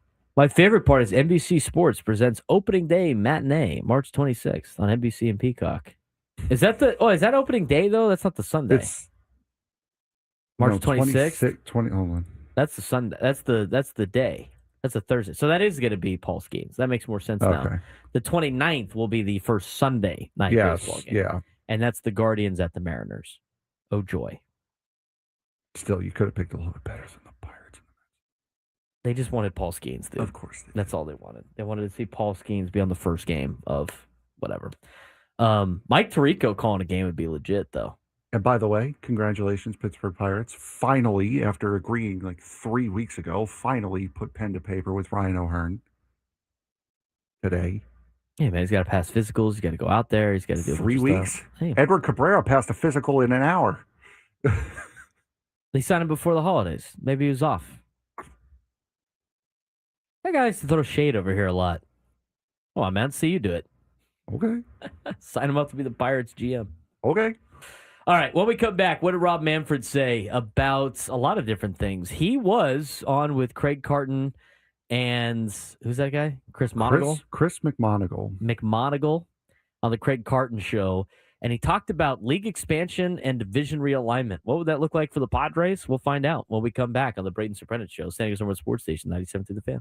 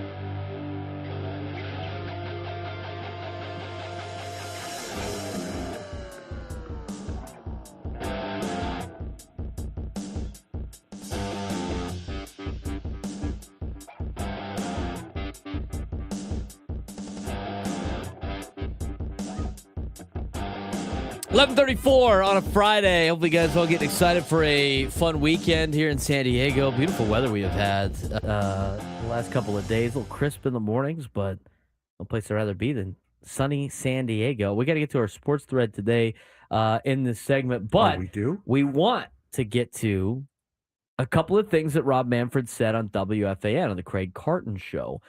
There's a lot of different clips. We're going to have different segments on it, but the first one we want to talk about is league expansion and division realignment. Obviously, Major League Baseball wants to get to 32 teams with their league expansion. They were kind of waiting on some stadium deals before they start looking at expansion teams. We've heard a lot of rumors of different cities potentially getting teams, but with that would come some realignment. Here's what Rob Manfred said about their overall goal, their plan, their picture for the future. I would like to expand. I think 32 would be good for us. And, fundamentally, it's a lot of cities like to have Major League Baseball. When people want your product, you ought to try to, find a way to sell it to them. It's kind of basic, number one. Number two, it does a ton of for us from a format perspective.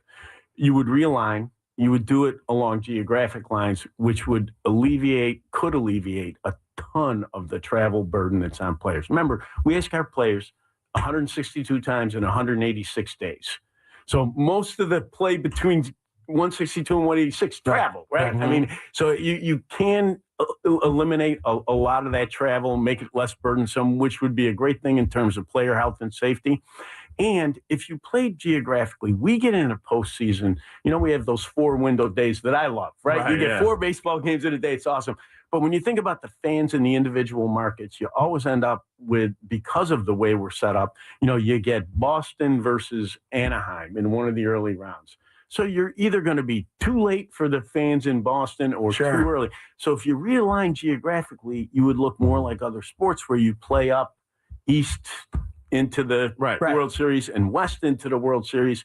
And that 10 o'clock game on the West Coast that sometimes is a problem for us becomes a primetime game on the West Coast for the two teams that are playing.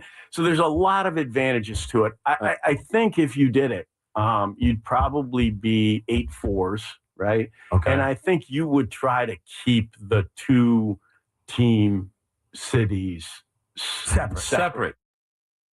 All right, so that's very interesting. So he wants to basically make a Western Conference and an Eastern Conference. Yes. Did I read that correct? Did I listen to that correctly? That sounds more or less accurate. Yeah. And they want to not have Angels and Dodgers in the same division. Yes. And they don't want to have like Mets, Yankees, Cubs, White Sox. There's a lot of other of those, very close. Would that, I don't know if that would necessarily translate to Astros Rangers because they're not in the same city. No, that doesn't translate. But it's just, I think the teams in the same city. Like if the A's were still in the Bay Area, it would be the Giants and the A's. Yeah. So you look through and look at some of the, it's the Chicagos, it's the LAs, it's the New Yorks, and I think that's pretty much it. Yeah. I mean, I'm sure there's a couple other close ones but it's not enough. Like I wouldn't consider like Baltimore and Washington. I don't know. No, it depends on whether or not they want to do that as the same state or the same, if they want to put it in the same state too, because you pretty much have that already. Like the Reds are in the National League, the Guardians are in the American League. Same thing with the Rays and the Marlins. Same thing with, can't really say the same thing, but they're in different divisions at least between the Phillies and the Pirates. Like, so you can kind of put it that way, but I mean, I just look at like what it would look like in terms of like the conference. Like I would admit, so you would take all of the West in both the American League and the National League would be in the Western Conference. Mm-hmm. 1, 2, 3, 4, 5, 6, 7, 8, 9, 10. And then you would have like a couple teams from the Central would probably jump over. But then you don't even know where like the new teams are going to be. I would imagine they probably put one in the West and one in the East. We're assuming from what has been assumed, Nashville would be the East team, and either Portland or Salt Lake City would be the West Coast team. That would be my guess too. So I think it'd be one. They'd probably do one each, maybe. But there's more teams on the East Coast than are on the West. But I know Nashville really wants a team. I think they're probably first in line. Nashville was Nashville was if the Rays have a stadium deal done, correct? Yes, I think so.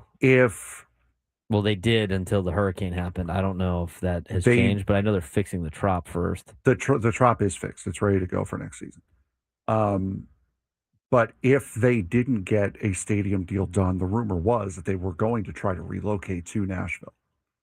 So Nashville appears to be the East Coast team of choice. And now it becomes the question of, do you make travel easier on the Mariners by sending a team to Salt Lake City, which has gotten a lot of professional sports teams as of late? Or do you make it even easier on the Mariners by sending them to Portland, which is even closer? Yeah, I think that's very interesting.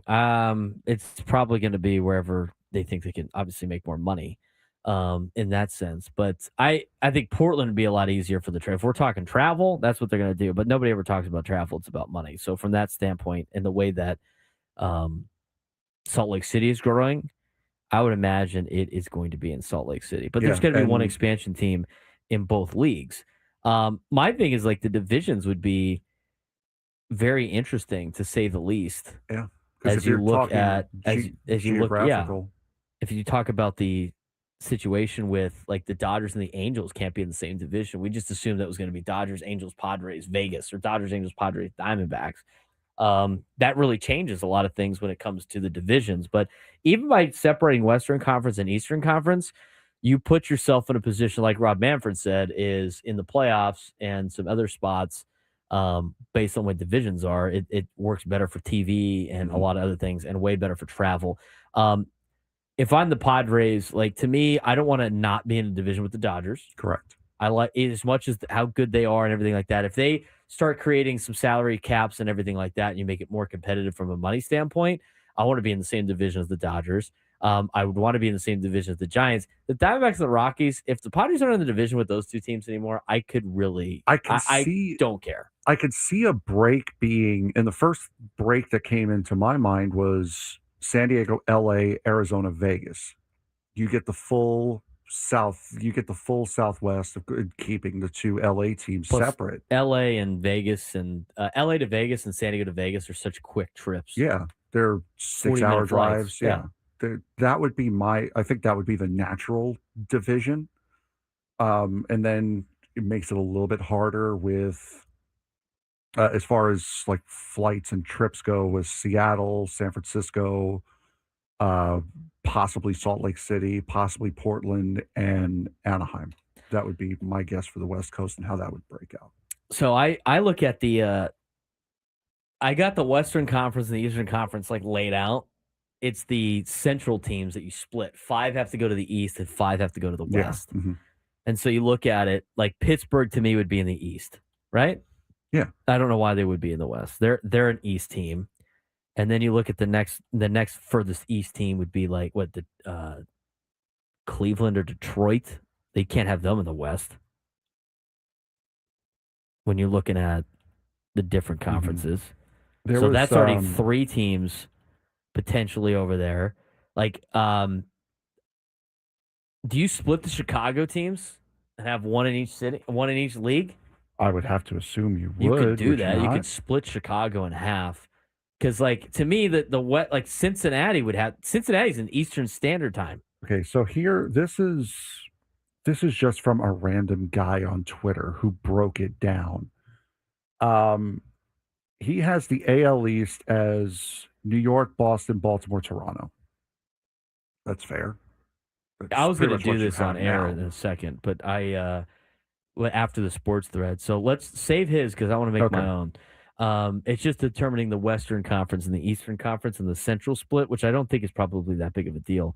We're going to get to that when we come back in the noon hour, but we do got to get to today's sports thread. You know that group chat, the one that's always blowing up with the biggest sports takes, debates, and breaking news? You got barbecue back there, and you didn't invite me? Yeah, we've got that too. Welcome to the Sports Thread, where we break down the top 5 stories in sports, just like you would with your crew. Oh, no! Disaster! What a bad idea! No filters, no silence, just real talk. Brought to you by QC Kinetics. Stop sitting on the sidelines. QC Kinetics gets you back in the game without surgery. To learn how, visit QCkinetics.com.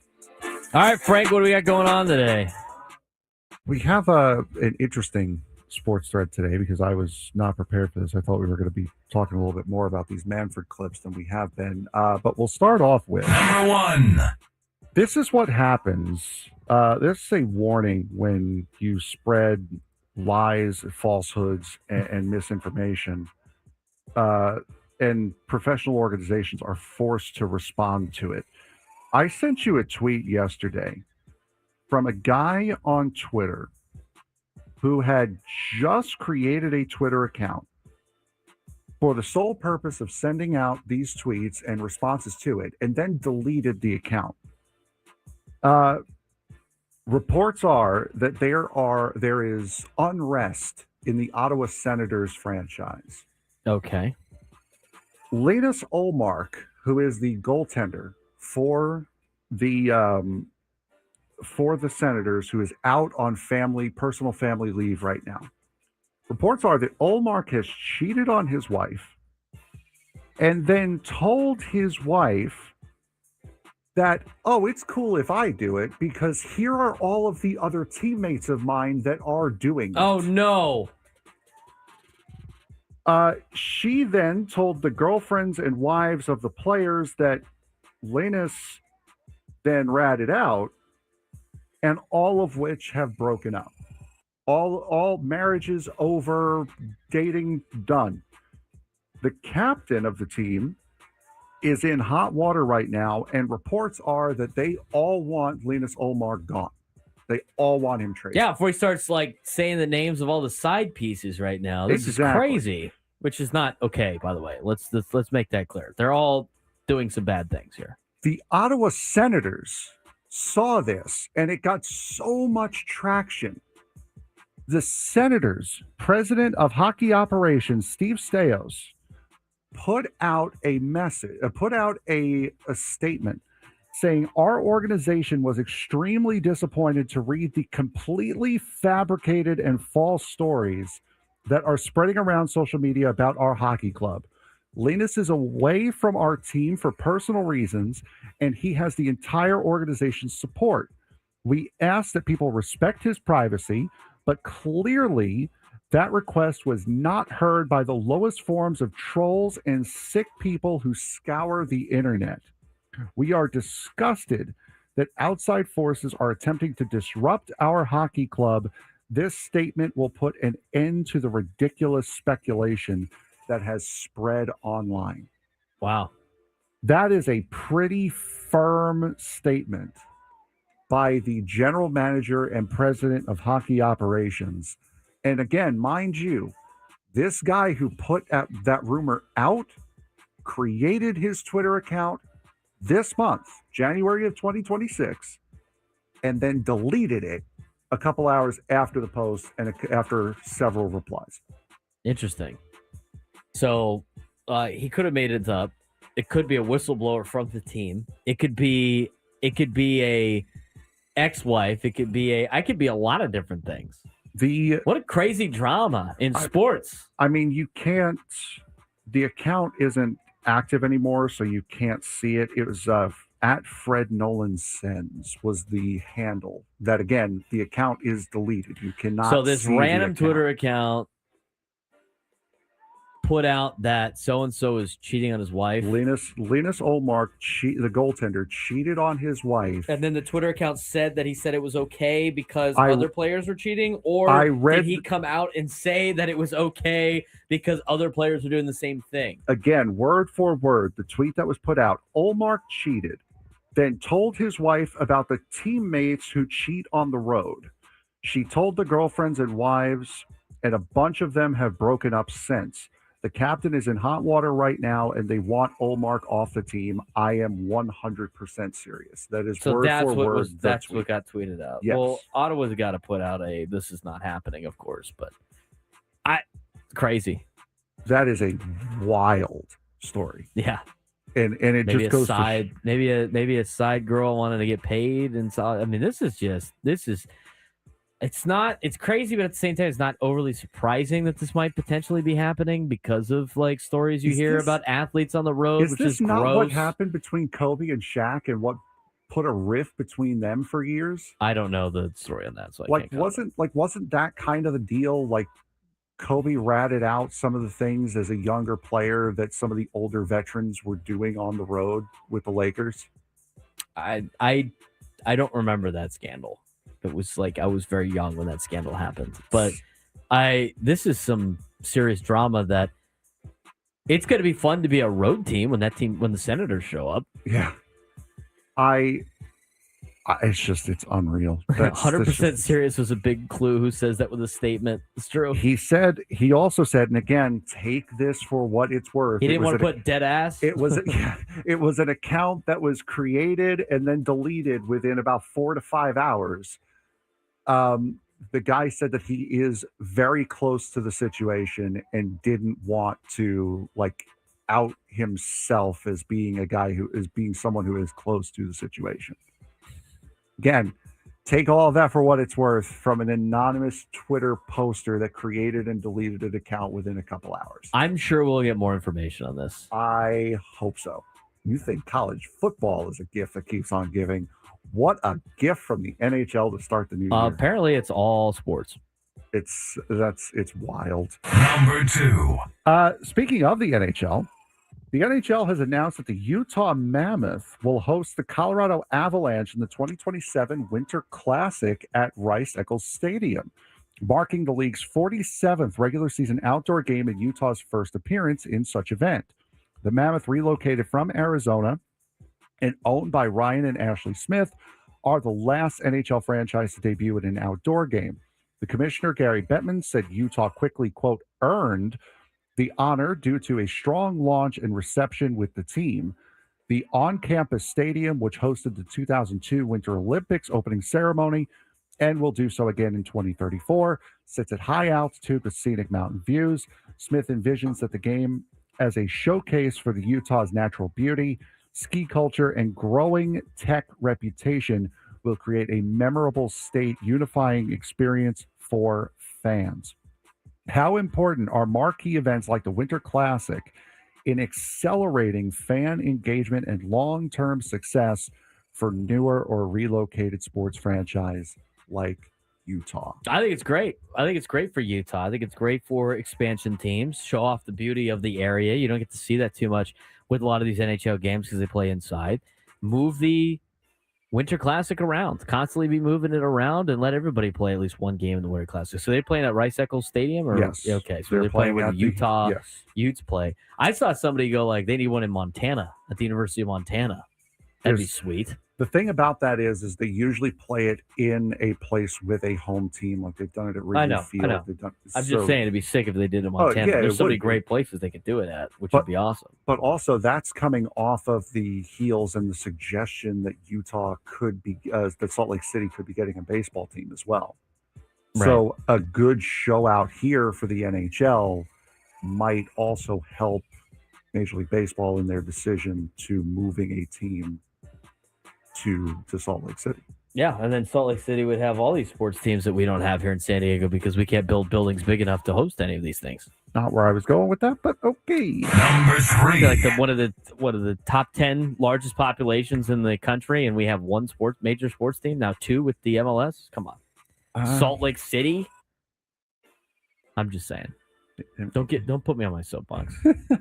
The Miami Dolphins are finalizing a deal to hire Green Bay Packers Vice President of Player Personnel, John Eric Sullivan, as their new general manager, a source told Adam Schefter earlier today. Sullivan joined the Dolphins after working for the Packers since 2003, starting as a scouting intern before being hired full-time in 2004. He moved up the ranks from college scout to director of college scouting to co-director of player personnel before becoming Green Bay's vice president of player personnel in 2022, working closely with the general manager for a team that has reached the playoffs 6 of the past 7 seasons. That's directly from ESPN.com from earlier today. So Miami doing it right. It was very, very hard. We said it on Tuesday, I think. It's very, very hard to rationale firing your general manager but keeping your head coach on. So now the Dolphins have fired both, and it looks like the general manager hiring is not far behind. Yeah, as they should. Was this the report? I thought I saw a report that before they fired Mike McDaniel that he was going to be part of the conversation to hire the general manager. Yes, which you're just hilarious, asking for trouble at that point. Jeff Darlington put this out. Quick note on Troy Aikman. I've been told many times how he was incredibly involved, incredibly thoughtful, and completely committed to the Dolphins GM search. I hope he stays at ESPN forever, but if he ever does something else, man, the Cowboys should just put him in charge. Anything but, I mean, Jerry Jones is the reason that team will never win. I mean, Jerry wants to retire with the most Super Bowls. Yeah, good luck, dude. Yeah, that'll be a laugher. Number 4. Really quick, this was already verbally said last month, but the NCAA has now officially denied Trinidad Chambliss' waiver for a 6th year of eligibility. The decision appears to end Chambliss' college career, although Ole Miss will appeal, according to Chambliss' attorney. Mark Ziegler reporting Chucky Lozano is out at San Diego FC. Wow. Details to come. No more Chucky Lozano in Nazul. That's big. We might get more info on that when we come back at Braden Surprenant Show.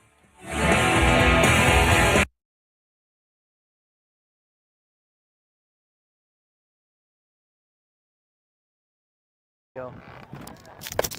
Right at him. Down, though. It's a good ball, though. One foul. What do we say? Pyatt. Down. Good ball. Attaboy, Mike. Nice hit. Hey. Attaboy, good swing. God damn it, Sam. Too early, too early. Good piece, though. Good piece. Good ball. He didn't want that. It's good. Better pick me up. Oh, just close. We got 2. Line. Out. Hey, we got 1.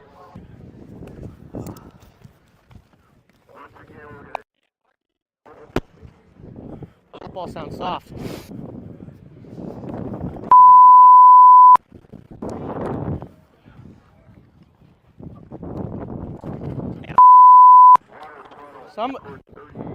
Hey, say hi. If he goes up, say it. Hey. You gotta tell him hi. If you see him go up, say up so I can burn. It's terrible. Hey, you see him throw it up like that, you just gotta go back. I gotta hear it. Hey, Peter, don't forget to tip it. A little bit. Tip.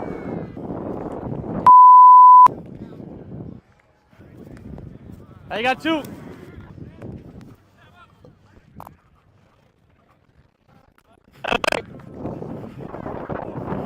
All right, leadoff guy hits the ball far. Third guy doesn't really know what he's doing. Good. He's not going to catch it.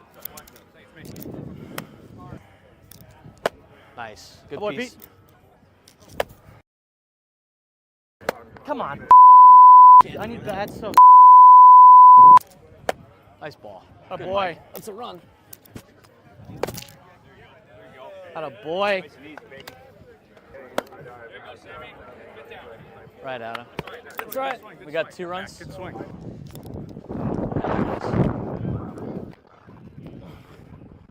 They can place it. Too shallow, Peter. You gotta take away their shot though. So stay at the same distance. I'll move. Thank Holy shit.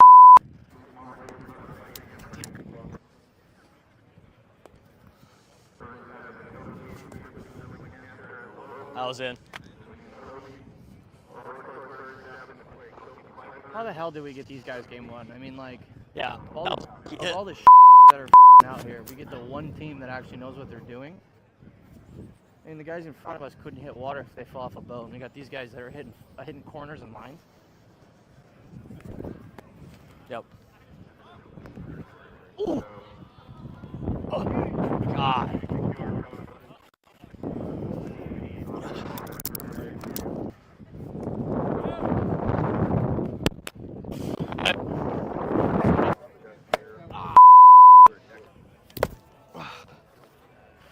Nice. Let's go.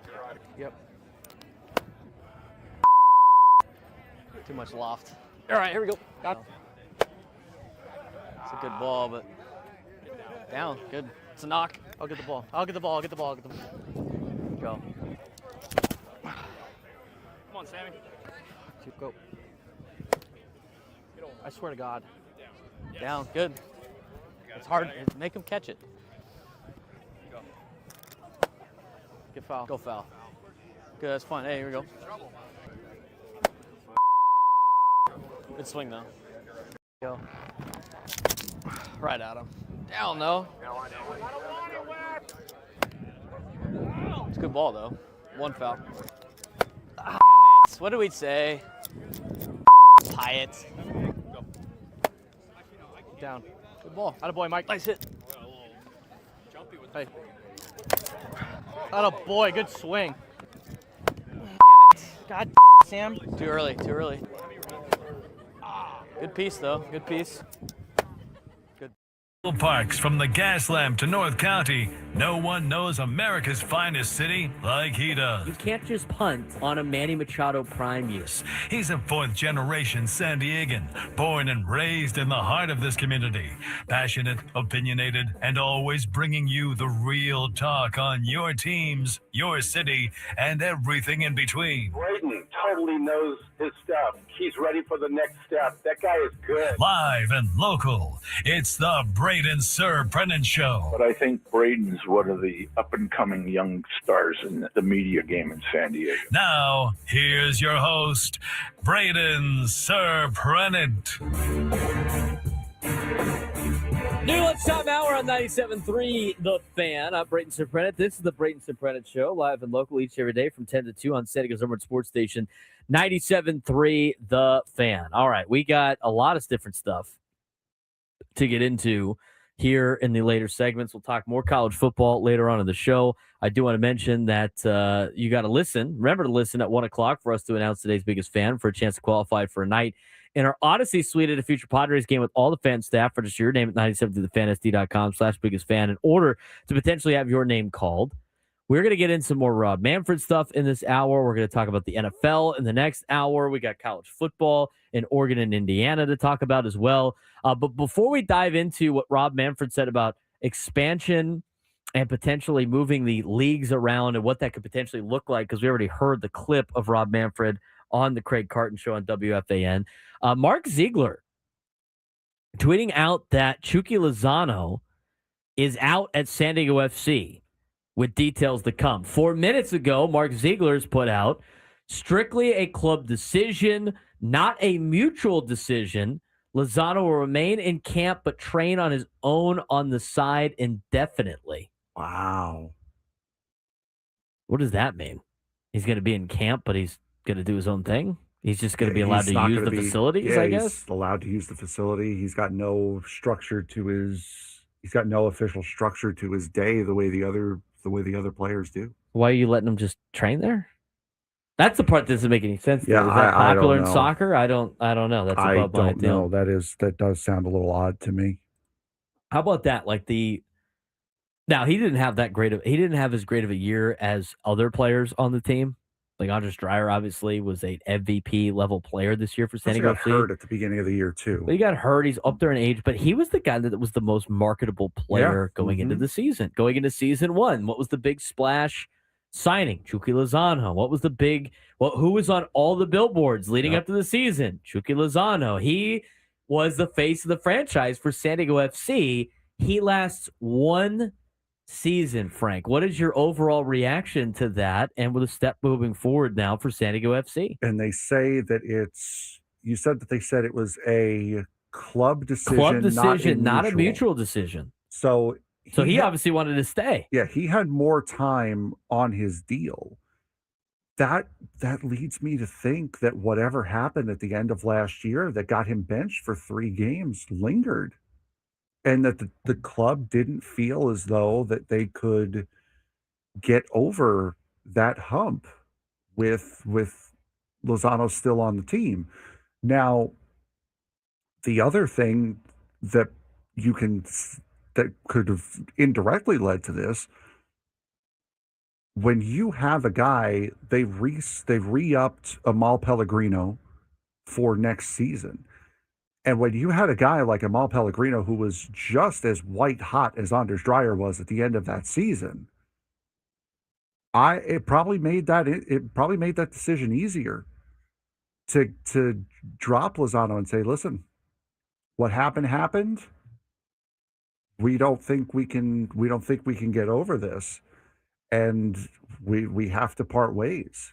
I mean, that is a big decision again for the face of your franchise to just be ushered aside. We talked about we should. Are we going to put Drake Hills on today? Are we not going to? I'm like, what are we going to talk about? There's nothing in soccer. Bang! Chuka Lozano no longer part of the team. Maybe we should call Drake later. Ryan Finley of the San Diego Union Tribune.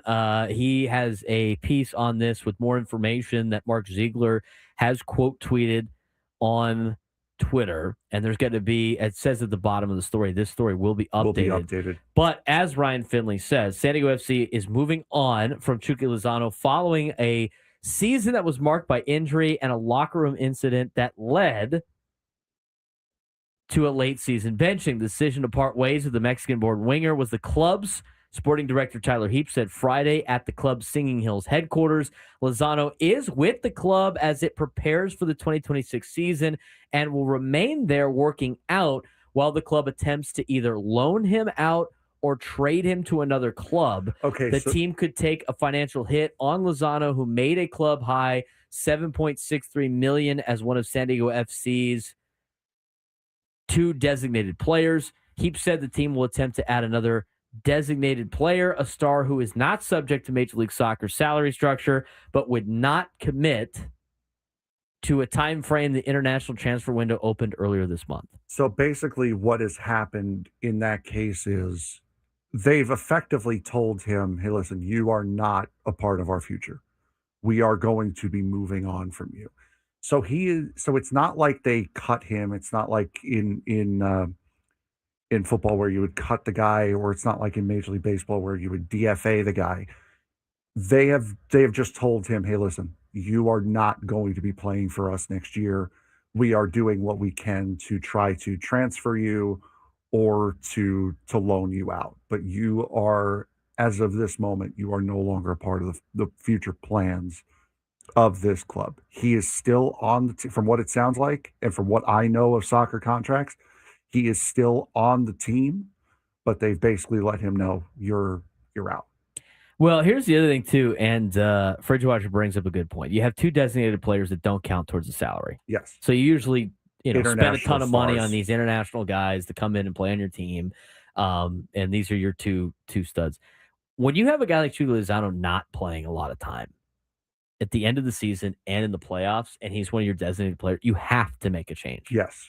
You can't be a successful MLS club and not have a designated player play the majority of the game and be your guy. That's obviously another step in this for San Diego FC is they got to go find a real designated player. If Chucky Lozano was just a normal player on the team that wasn't, getting $7.3 million and a player that was having his money go to the cap, then it would be a little bit different. But the fact that he is one of the guys that's supposed to be the superstar on the team, he's got to play, and he's got to be one of your best players on the team.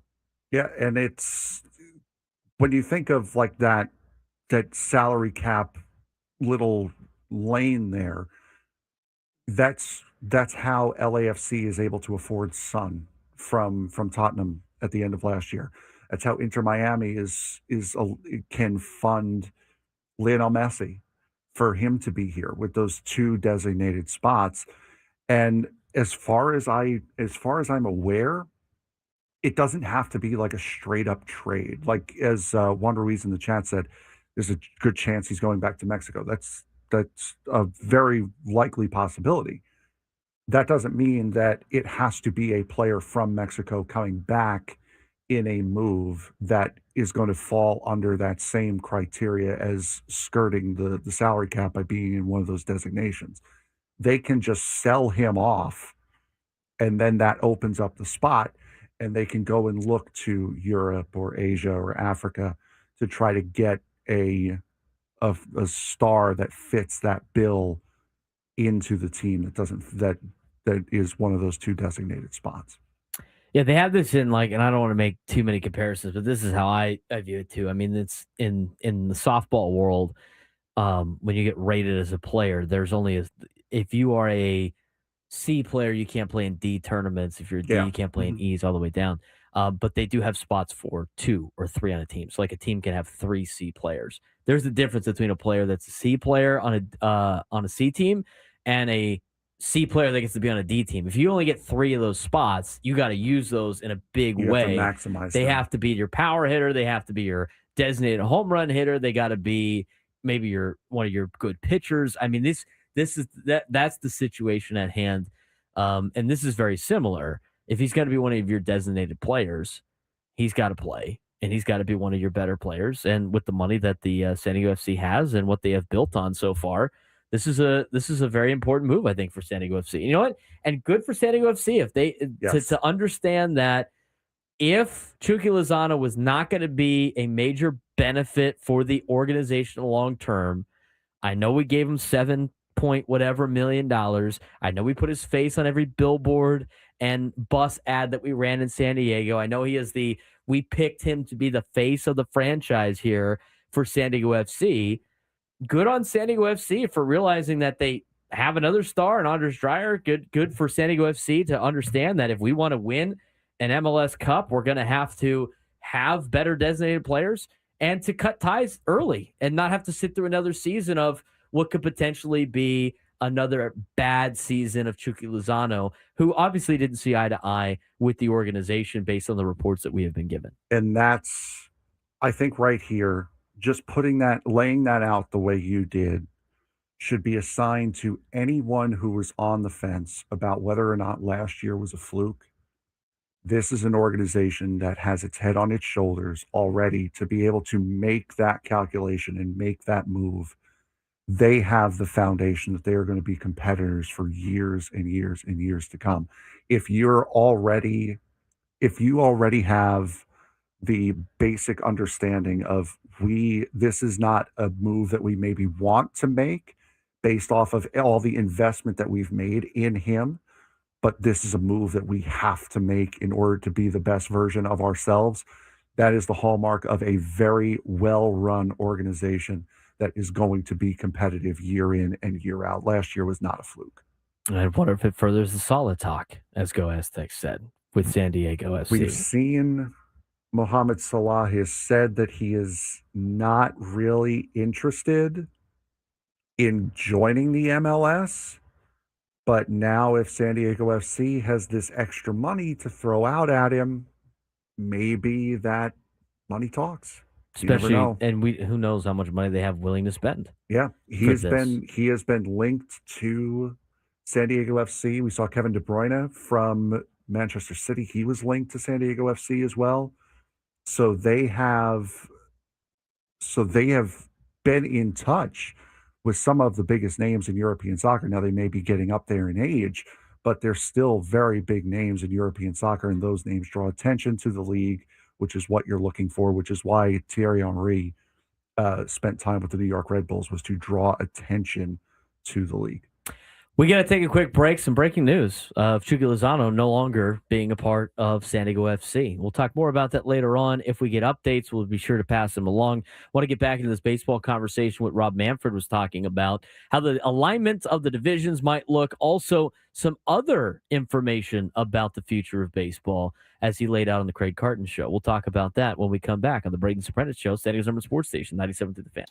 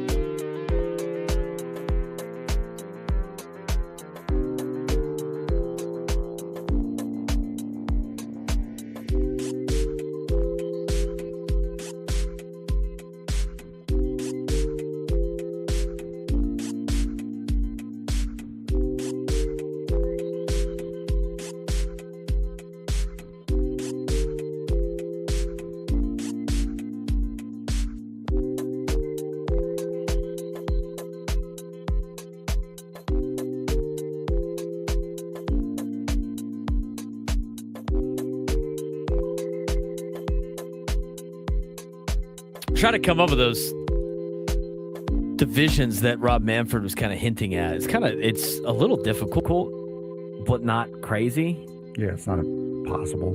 Yeah. He's Frank Marchese. I'm Braden Surprenant. This is the Braden Surprenant Show. Live and locally, every day from 10 to 2 on San Diego Summer Sports Station 97.3. The Fan. We're broadcasting live from the Bill House Studios. We know how. We apparently don't know how to make these divisions. You know, we don't know how. Bill Howe knows Bill Howe knows. We don't know how. I mean, for doing this in a commercial break and not having like a ton of time to really break it down and really find the best options for these things, this is what I've come up with based on what Rob Manfred said. So Rob Manfred's talking about expanding the league to 32 teams. We're on the same page with that, right? Yes. Okay. Yeah, he wants to basically do the NFL. Right. So he wants to do 2 leagues of 4 divisions each. So 8 divisions of 4. But he wants to do it not like the NFL in terms of he wants to do it. He basically wants to combine the NBA and the NFL. So yes, because he wants to have the NFL divisional format, but he wants to have 4. But he wants to have the NBA East versus West conference kind of deal. Correct. Stop the music there. Thank you. Okay, so that's what Rob Manfred wants to do. All right, he wants to do the 8 divisions of 4, and he wants to split it Western Conference and Eastern Conference, which is different than what Frank had when he saw on that Twitter. And that's why I think I wanted to make it different, because we have seen the expansion and the new divisions, but they had been kind of traditional to Major League Baseball, where you have a National League North, South, East, and West, an American League North, South, East, and West. From this perspective of the Eastern and Western Conference side of things, and I did it at the bottom of the sheet. I'll add it to the part that we're on right now. 12. Oh my God, that's unfortunate. You good? I got to redo this. Nice. There you go. There's an undo button there. You know. That's what we did that. It's a pain in the butt with tabbing and with tabs and stuff like that. So, but those are your essentially divisions for the Eastern Conference and the Western Conference, Frank, if you want to look at it. But he wanted to separate. The other caveat was he wanted to separate all the cities. So if you were to have you couldn't have the Yankees and the Mets in the same division. You couldn't have the Angels and the Dodgers in the same division. You couldn't have the White Sox and the Cubs in the same division. And so what you come up with is something similar to this. I think things can be tweaked. Now, I'm biased, and I put a division together in which the Padres were with the Dodgers. But now, the more I look at it, the less likely that might happen. The Western Conference, again, this is just an example. We're going to assume that the expansion team in the Western Conference is Portland/Salt Lake City. Yes. And we are going to assume that the expansion team in the Eastern Conference is, in fact, Nashville, which makes it a little bit more understandable. So this is what Rob Manfred's idea kind of goes with. I think you could tweak a couple teams here and there, but the Western Conference, one division would be the Dodgers, the Padres, the Diamondbacks, and the Athletics, with the A's being in Vegas. Which makes travel nice and easy between all the teams. Right. And again, the entire point of this was for TV watching of the playoffs. Because the whole situation of the Red Sox playing the Angels of the American League, or the Dodgers playing the Mets in the National League, in some type of some type of conference final, the championship series. He's wanting kills with TV ratings because somebody has to play at night and all this other stuff when you could do West and East, and then you're guaranteed. The thing is with the West and the East, you ran into it a little bit too with the playoffs this year, is there will be whoever the favorite is going to be hosting. There could be 2 East Coast teams hosting at the same time where the time's all jacked up. But really, and same thing in the West, where if 2 West teams host and their times are all jacked up, and you got a game at Dodger Stadium at noon in a playoff game, when they could be playing at a different time. And now when you cater Western and Eastern Conference, you know that the Eastern Conference is going to play the first game and the Western Conference is going to play the night game. I can tell you right now, his plan of doing it this way will not work. Because if he wants to do that, he's going to have to sacrifice a couple of things. He should make it like the NHL divisions. You should have 8 teams in each division. Top four get in the playoffs from each division, which means he won't be able to separate the city teams. So like the Mets and Yankees will be in the same division, because if he wants to keep it to where the teams aren't traveling as much, that is the best way to do it, is to group a bunch of local area teams together and have 2 big divisions instead of 4 small ones. He wants the 4 small ones for travel. He doesn't want the 8 each like the NBA, which is not really a division. He just wants to keep it small in terms of the travel. I mean, you're still getting the same travel that he wants. They're still in the same league. They're just not in the same division. You don't have them playing multiple times. Right, but as far as playoffs are concerned, NHL travel is the best because of how the divisions are set up. You get the Pacific Division versus the Mountain Division. I forget what the names of the division are. I mean, they can see the playoffs how they want. The cut in the travel is you don't have any West Coast to East Coast games anymore. That was like the whole point. The whole point is the time zone and when the game starts.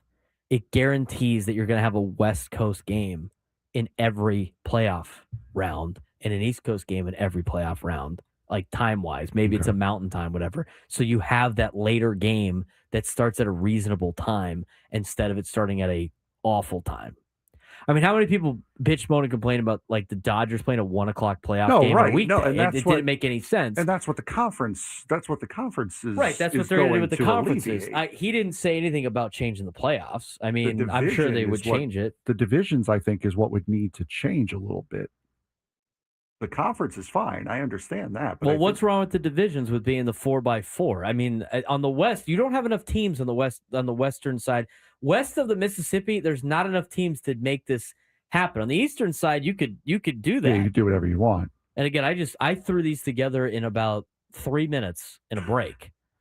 But the more I look at it, the more it would be the Angels, Padres, Diamondbacks in Vegas, and the Dodgers would be with the Giants, with Portland, Salt Lake, and Seattle. The thing because obviously the history of the LA-San Francisco rivalry, but you wonder how much the current status of the Padre-Dodger rivalry would sway the decision in that.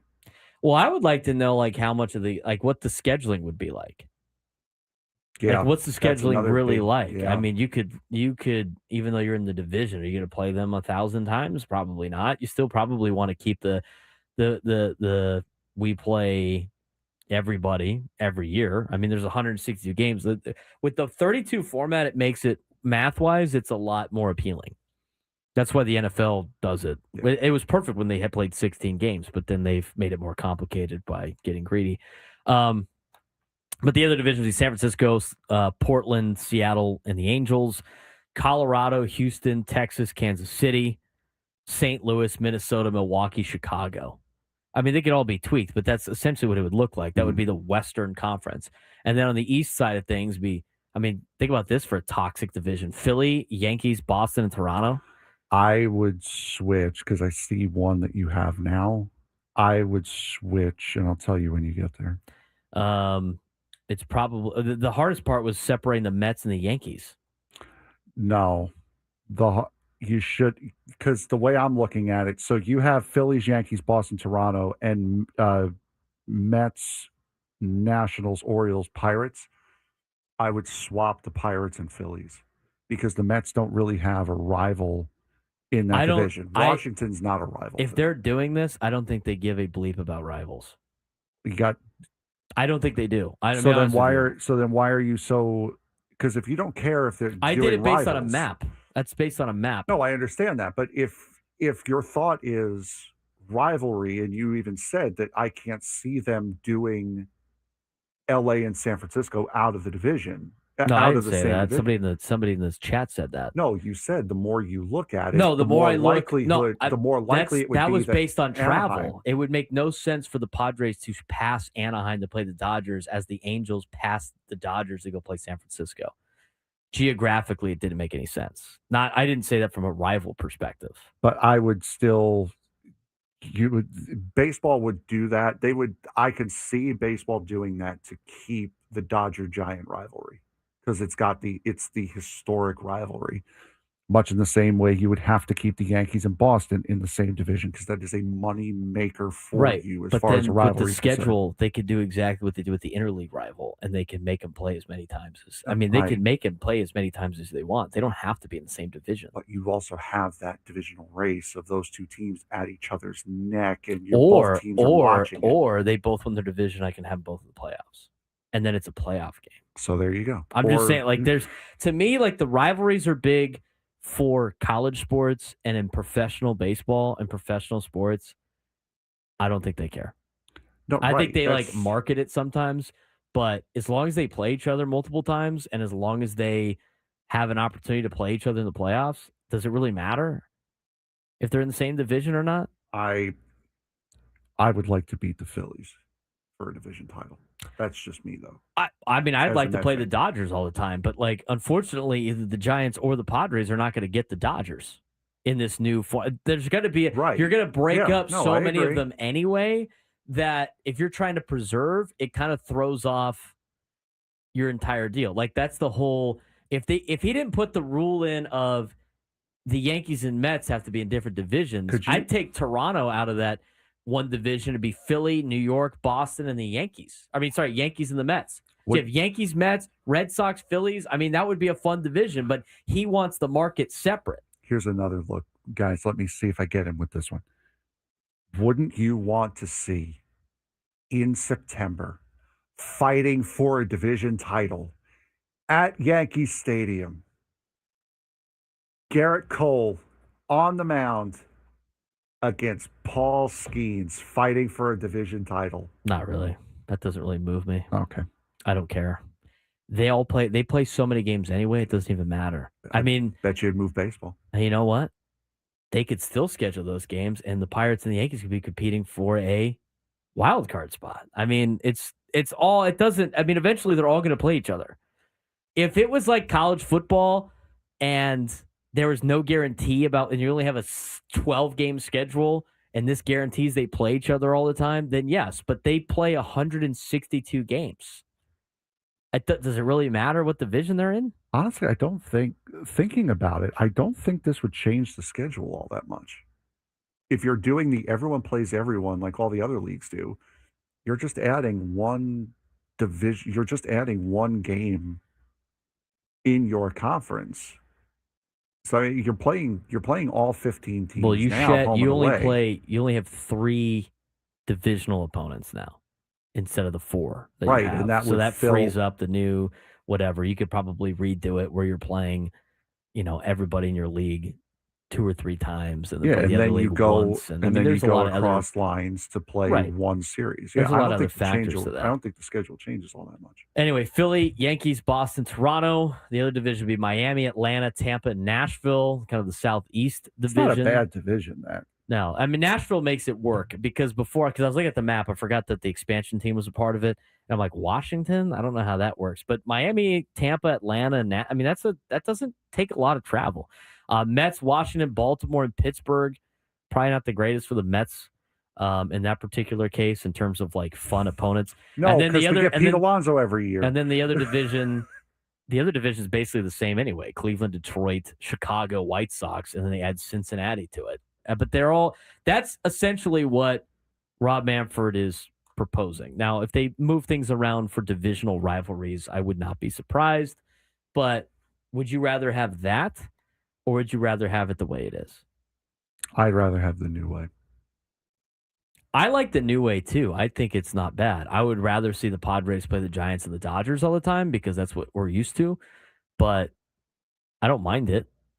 I really don't. Would you rather play the Dodgers or would you rather get an easy division win every single year with the I'd rather Angels? play the Dodgers. Okay. I mean, you're still going to make the playoffs probably more times than not. Because how the playoffs would be is at that point, if they do that, they're expanding to 8 teams on each side. They're going to do that. Right. They're not So going to it'd have be 6. it would be have the 8. top 2 from each division. Or they'll take they'll take all the division winners. They'll do what the NFL does. And Or they'll take a bunch of wild cards, yeah. right? You'll just take the next best 4. I think that's the most fair. Most second places will win, but then it eliminates a situation where you have a very bad division and the second place isn't very good. Mm-hmm. And maybe there's a division where you can get 3 teams in, like you've seen in the NFL. So that's how I think that's gonna play out. I think you're gonna get 4 division champs. I think you're gonna get 4 at large. The division champs will all host. They'll reseed the 4 at large, and they'll play. I don't mind it. I think it's not bad. Will the players like it? Probably not. They'd hate everything that the owners put together. But this is going to be interesting contract negotiations, Frank. Yeah, like I said, my only gripe with this is I would switch Philadelphia to Pittsburgh. But other than that, that's just a tiny. That's because you want to play. It's the same. It's the same as the Padres Dodgers. Yeah, but you got it right. So you get what you want. I don't get what I want, and we go to break on that. Guess who's the number 1 farm system in Major League Baseball? According to executives, you want to know? We'll tell you when you come back. And also hear more from Rob Manfred. Braden Surprenant Show, Standing Summer Sports Station, 97.3 The Fan.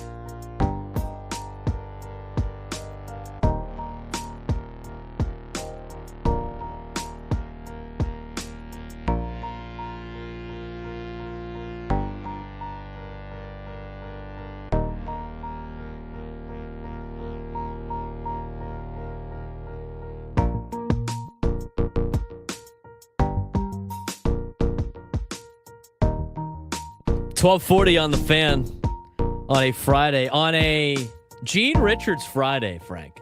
Happy Gene Richards Day.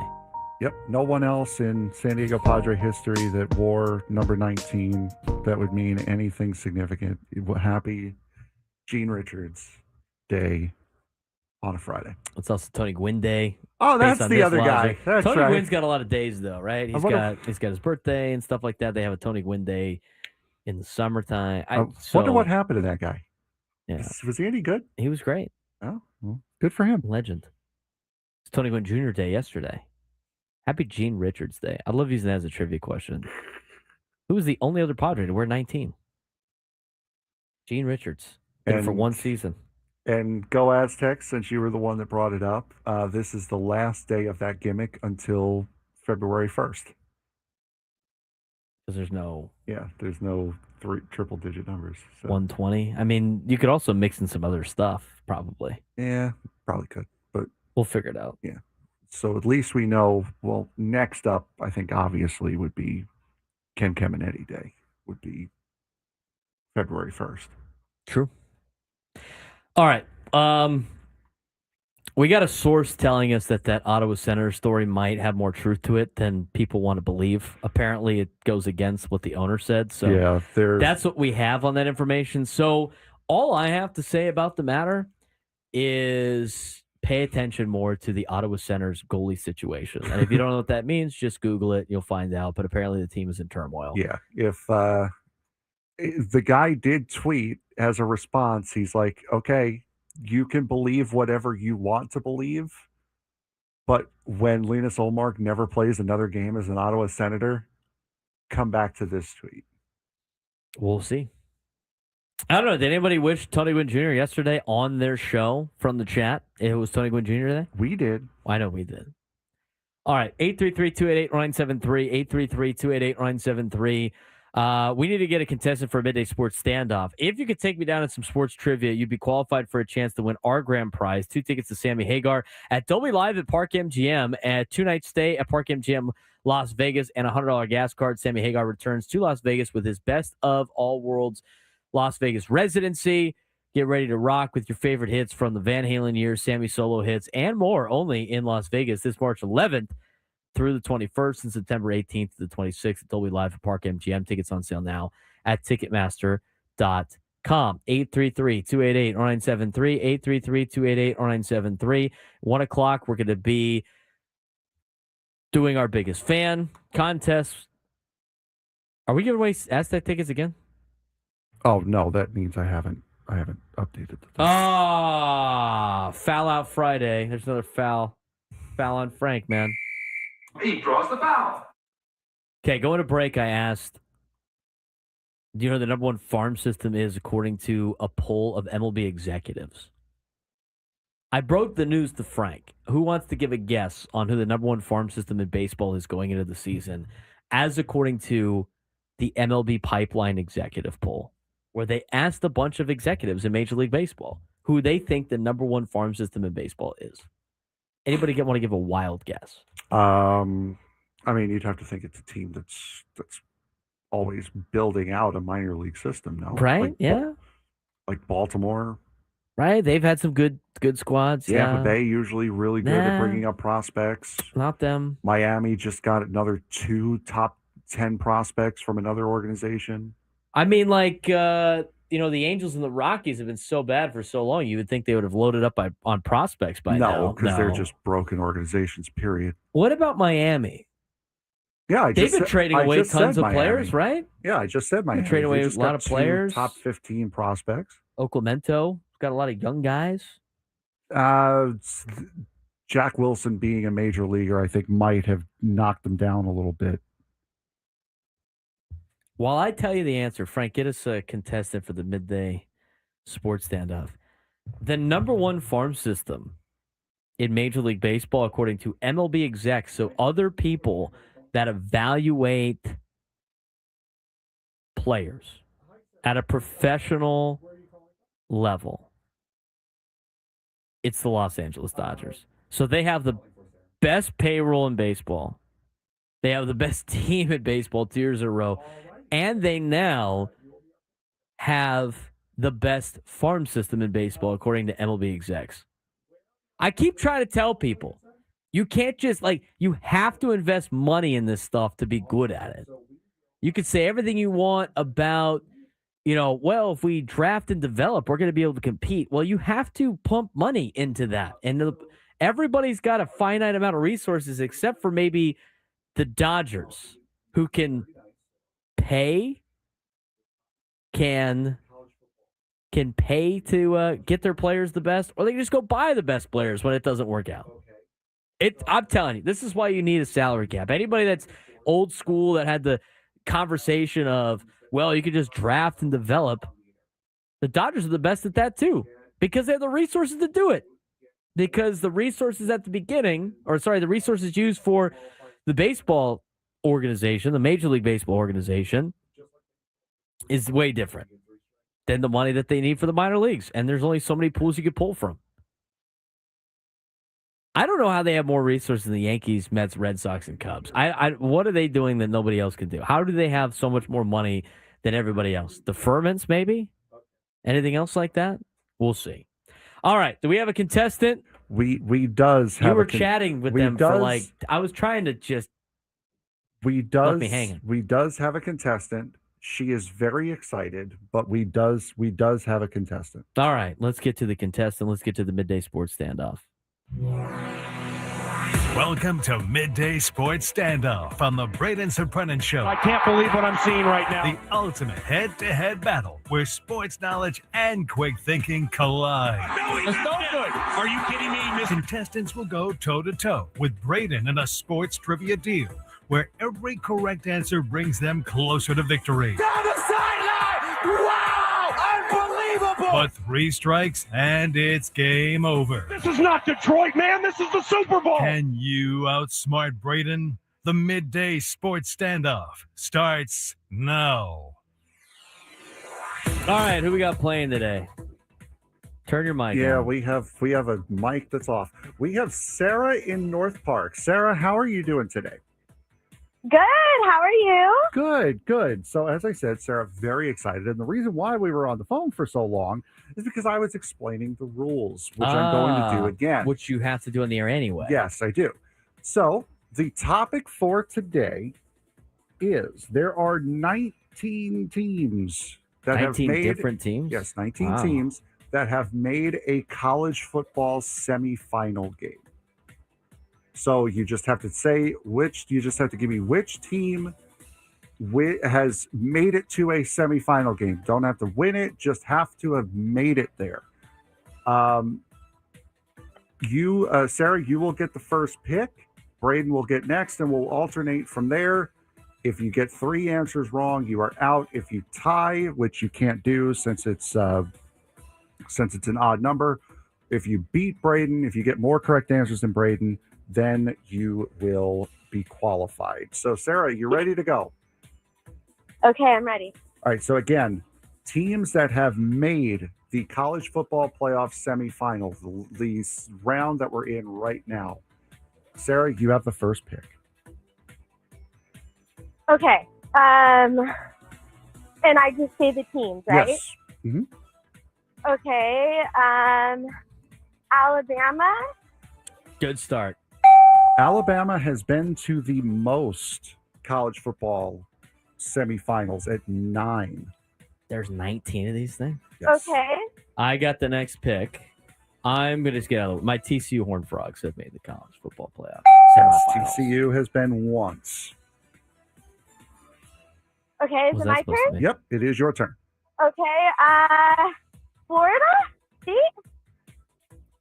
Florida State has made it. They've made it once. As Go Aztecs said in the chat, Sarah. Say it with some confidence, girl. Let's go. go. Say it on your chest. Say it with some confidence. So we've said Alabama, TCU, Florida State. Yes. Oregon, who's playing in it tonight. They've been multiple times. Oregon, this is their second trip.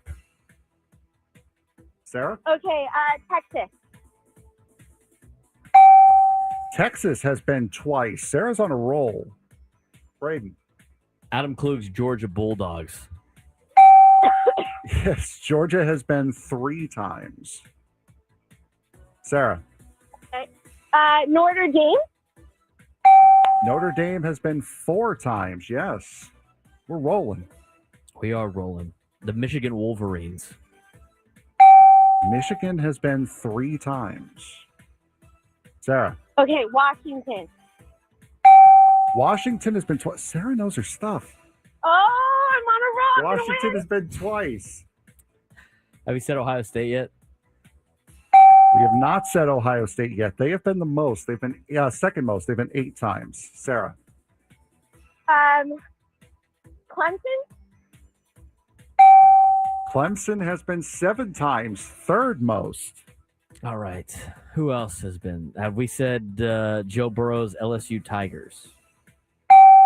LSU has only been once. Okay, Miami. Miami, first time there last night. They are on their way to their first final since 2002. Now we're getting to the nitty gritty. There's still one big name out there that we've. I think I know it. Okay, well, hold on to it. Well, this isn't a big name, but the Cincinnati Bearcats made it in 2021. I did this game with my friend last night. That was the one he didn't get. So there's one more I got up my sleeve on that one. There's another big name. Oh, I know which one. LSU. I just said that one. He said LSU already. Try again. Oh, do I get to say another one? Yes, sure. Yes. Okay. Penn State. Penn State, yes. Their one and only trip was last year. They were 1 game away. How many teams we got left? We have 1, 2, 3, 4. We have 4 left. One of them has been multiple times. One of them has been multiple times. Are we counting this year too? Yes, we are counting this year too. Well, Indiana's in it, so right. Indiana's playing tonight. Sarah? I would say Texas Christian, TCU. He already said it. That's my Go school. again. I picked him first. And we said Washington State. We did not say Washington State. No, Washington State has not made it. So, Sarah, you got 1 strike on you. You're okay. One of my You're buddies fine. is a Coug watching right now. If you're fine, you Sorry, got 2 Matt. strikes I left. haven't made it yet. All right. You said there's a big name we haven't said yet? Yes, there is a huge name. Oh, this is the one. Boomer Sooner. Oklahoma. Yes, that was the one. They've never won. No, they have not won, but they have been 5. Zonder, 0 for 5. So now we have 2 teams left. I know Sarah, one of them. you have to get it. Okay. Did we say Michigan? We did. Yes. Think about last night's game. Think about last night's game. Okay.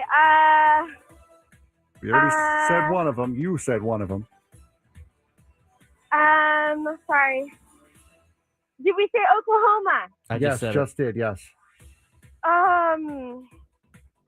Sorry, I'm thinking. I'm gonna have to give you a strike because we're running up on time. All right. USC? How many teams? No, USC There's has not 2. made it. No, USC There's 2 has not teams made it. left. There's 2 teams left. And one played last night. One played last night. Who did she say last night? It's the Miami. Oh. I'm gonna drop the Michigan State on everybody because they were in the second college football playoff. Yes, and got Michigan absolutely State smoked. Michigan State has made it. Sarah, unfortunately, that means Braden got 10, and there's 19, so you would not be able to beat him. I am sorry. It was a hell of a game, though. That was a hell of a game, though. Very valiant effort for Sarah. I don't know. Should she qualify? Yeah, well, that was a pretty good performance impressive. out of That Sarah. was very impressive. How about that? Adam, she was going to get cooked. Sorry, Sarah. Not familiar with your game. 1 o'clock hour next. Tony Gwynn Jr. here, and one thing you will always get on our show is Padres Talk. We'll talk about the biggest news, reports, and give our thoughts all off season long from 2 to 6 p.m. on your home for Padres Baseball, 97.3 The Fan.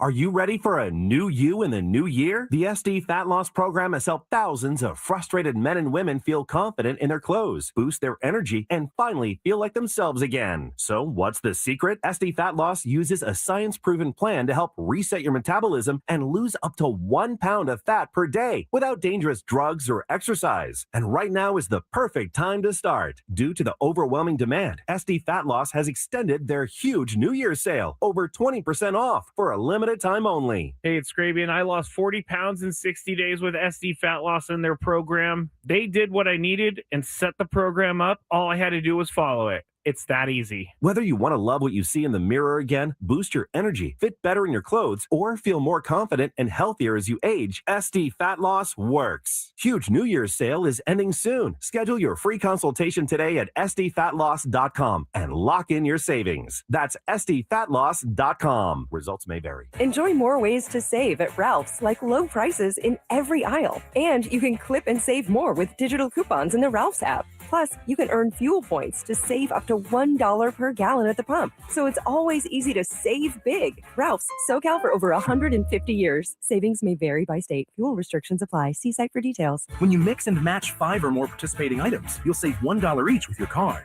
Philadelphia cream cheese, Progresso soup, and more. Ralph's, SoCal for over 150 years. We finally switched to T-Mobile because with them, we can be connected here and there. Let's watch a movie. And we have Netflix included to enjoy our favorite shows and movies. ¿Qué tal está? Bacanísima, pero ya la vi. Now the hard part is getting them to agree on a movie. Switch today and get the new Samsung Galaxy S25 Plus with Galaxy AI, all on America's best network. Visit a store, T-Mobile.com, or call 1-800-T-Mobile. Best mobile network in the U.S. based on analysis by Ookla. Speed test intelligence data to H 2025. Receive Netflix standard with ads on us with qualifying plans. We all hear the radio ads about the IRS. They tell you to be afraid, to be scared, and they try to frighten you into calling. I'm not here to do that. Tax Relief Advocates is different. TRA is here to tell you that if you owe money to the IRS, whether it's $5,000, $50,000, or $500,000, we have a solution. It doesn't matter if you're sitting in your car, at work, or with your kids. No matter where you are, call now. 800-575-6986. Don't lose hope. TRA can eliminate or reduce what you owe to the IRS. Generous programs are now available that can give you a fresh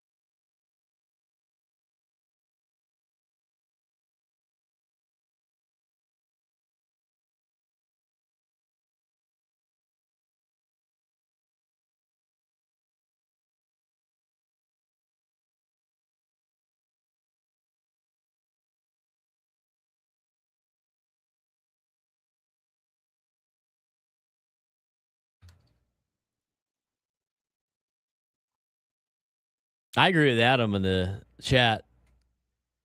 Sorry, Sarah, did not, what did he say? I have to go back and find it. Was not familiar with your game. She did a pretty good job. No, she did a fantastic job. She was uber excited too. Yeah, once you said that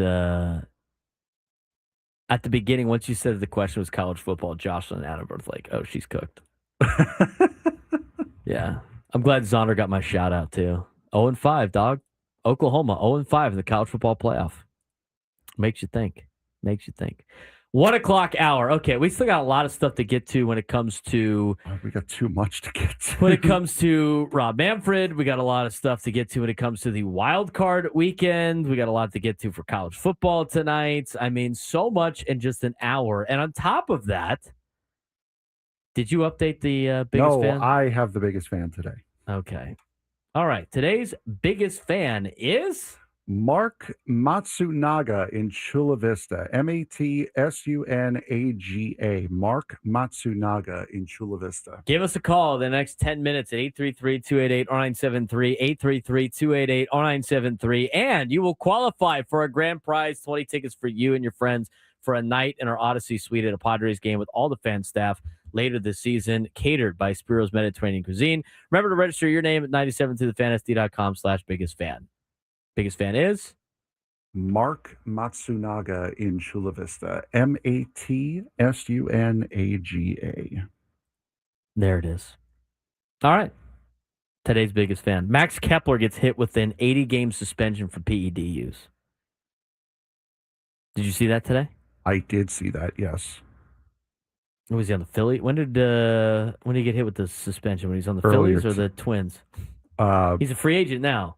I'm not sure. I can't remember what team. What team was he on last year? Was he on the Phillies? I believe he was a Philly. Yeah. I'd love to see all these. What happened to all the Philly fans, dude? Talking about Max Kepler. Right? Weren't they all upset about Fernando Tatis and booing him because he was a cheater? Are they going to do that to Max Kepler now? Free agent? Yeah, they. I mean, he did that while he was on your team, right? It's only fair. You guys care about the game so much, care about the rights of the game so much. Listen. Oh, we don't care anymore because he was on our team. Oh, exactly. That's right. Yeah, He's our guy. Only 18 home runs. Obviously, didn't get his money's worth. MLB announced today that free agent outfielder Max Kepler has received an 80-game suspension after testing positive for something that I can't pronounce, a performance-enhancing substance in violation of Major League Baseball's Joint Drug Prevention and Treatment Program. Busted for using that thing. It's spelled EPITRENBOLONE. Add a G in there, and you would call it epitrenin bologna, but it's not that. Bologna? I don't know what it is, but he got suspended for it. So he will have to serve 80 games once he gets signed, which I don't know if he is getting signed at this point. We never claim to be doctors or physicians. No, or we do not. On this show. Yeah. Pederol. Rod knows. Rod's well-rounded. Rod knows a lot of ball. No, Rod, that's epidural, dude. Oh, that's not. Come on, boo, Rod.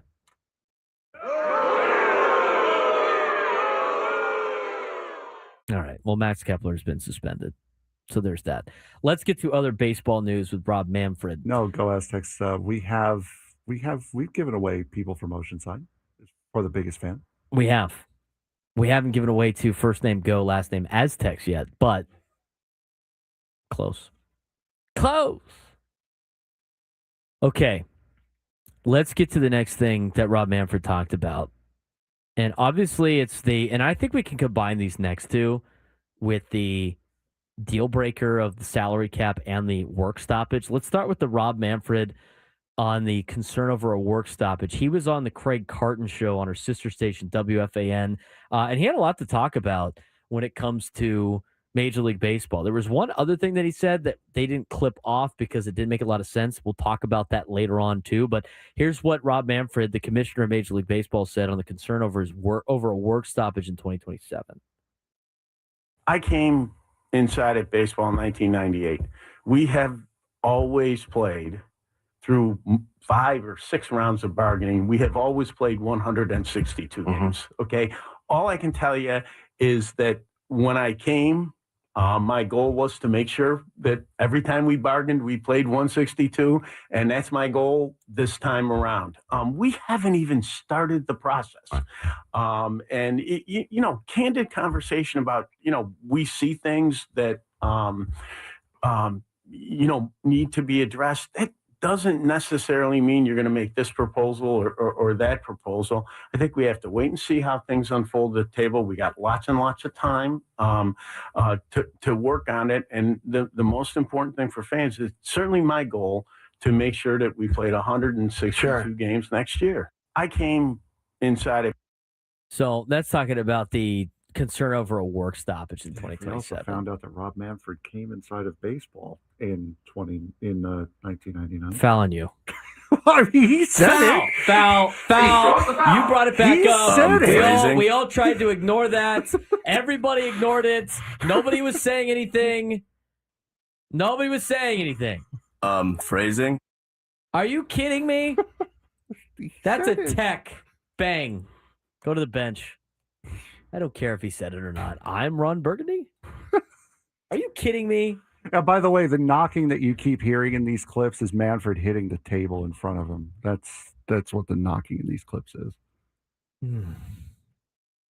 That is a foul on Frank. It's a foul on Friday. It is a foul Friday. We got an hour left in the show. Even Nate brings up a good point. Even Nate kept his mouth shut. I mean, think about all the people in our YouTube chat that are always all over this stuff. They all were like, "Nah, we're gonna let this one slide. It's kind of awkward." Frank immediately, bang.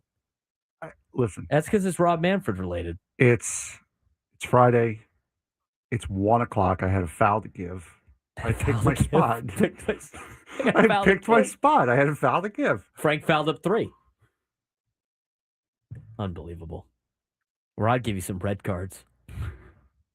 Okay. That's everything I thought Rob Manfred would say about a work stoppage. He doesn't think there's going to be a work stoppage, obviously. He doesn't want there to be a work stoppage. They haven't even started negotiating yet because 2026 hasn't even happened yet. Not super crazy. Let's talk about the salary cap a little bit. This has obviously been the big focal point of these next labor negotiations.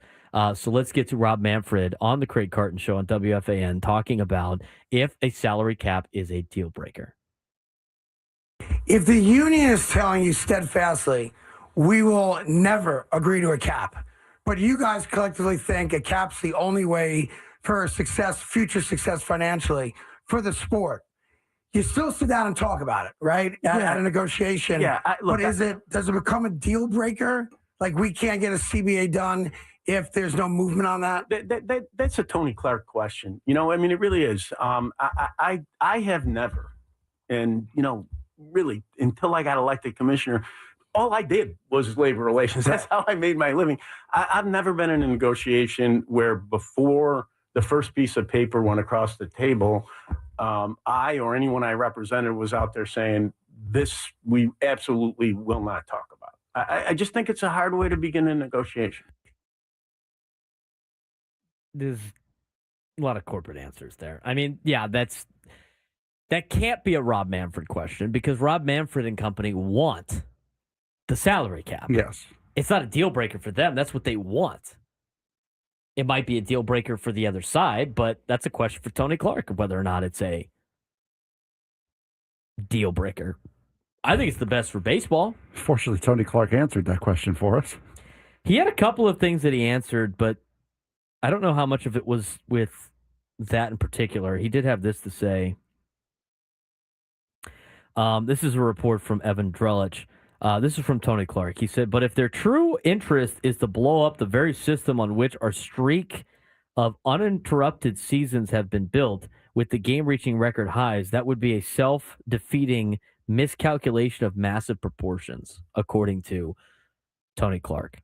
But he also has that on something else that Rob Manfred said that we also want to get into. And that is the conversation about a free agency deadline in Major League Baseball. And after this clip, we'll fully discuss everything that Rob Manfred has discussed on the Craig Carton Show. But here's what he said about implementing a free agent deadline to try to sign guys before you can't do it anymore.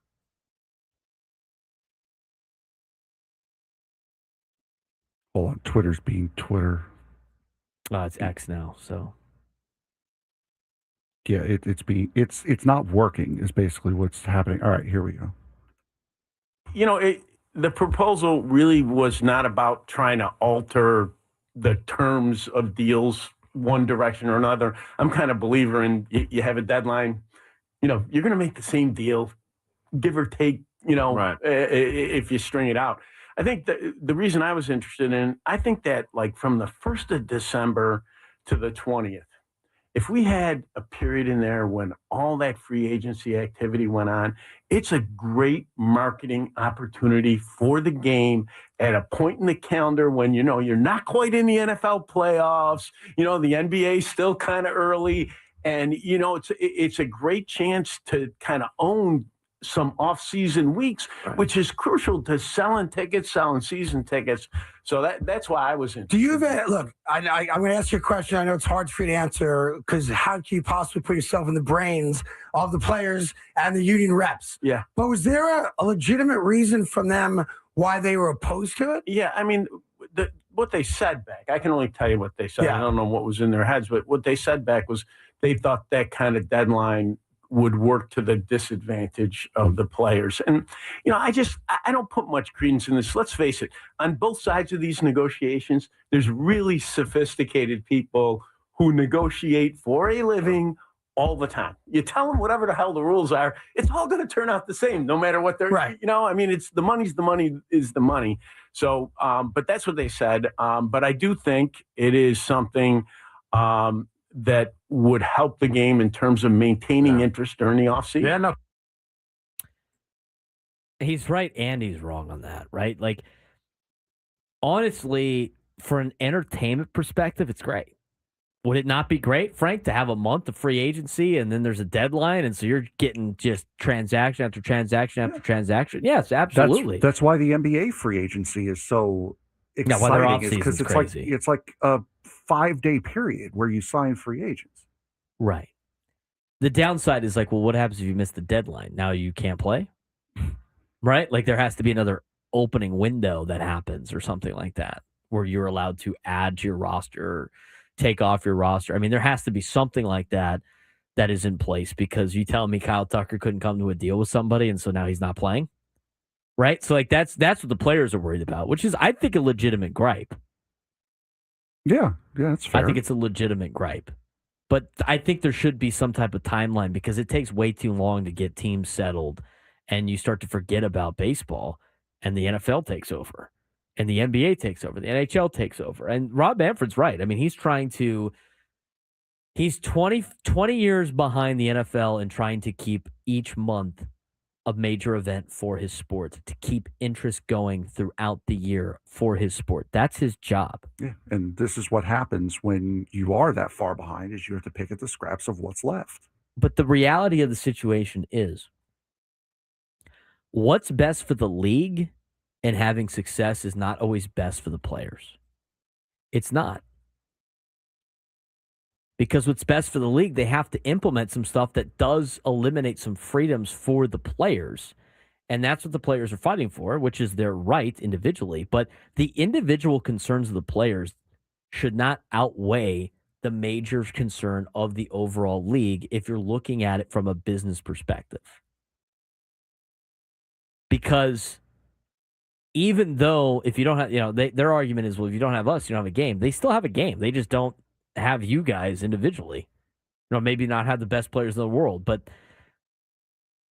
what's best for the league is what's best for the fans. What's best for the fans is a lot of this entertainment that's going to continue to pump money into the league that eventually pays the players.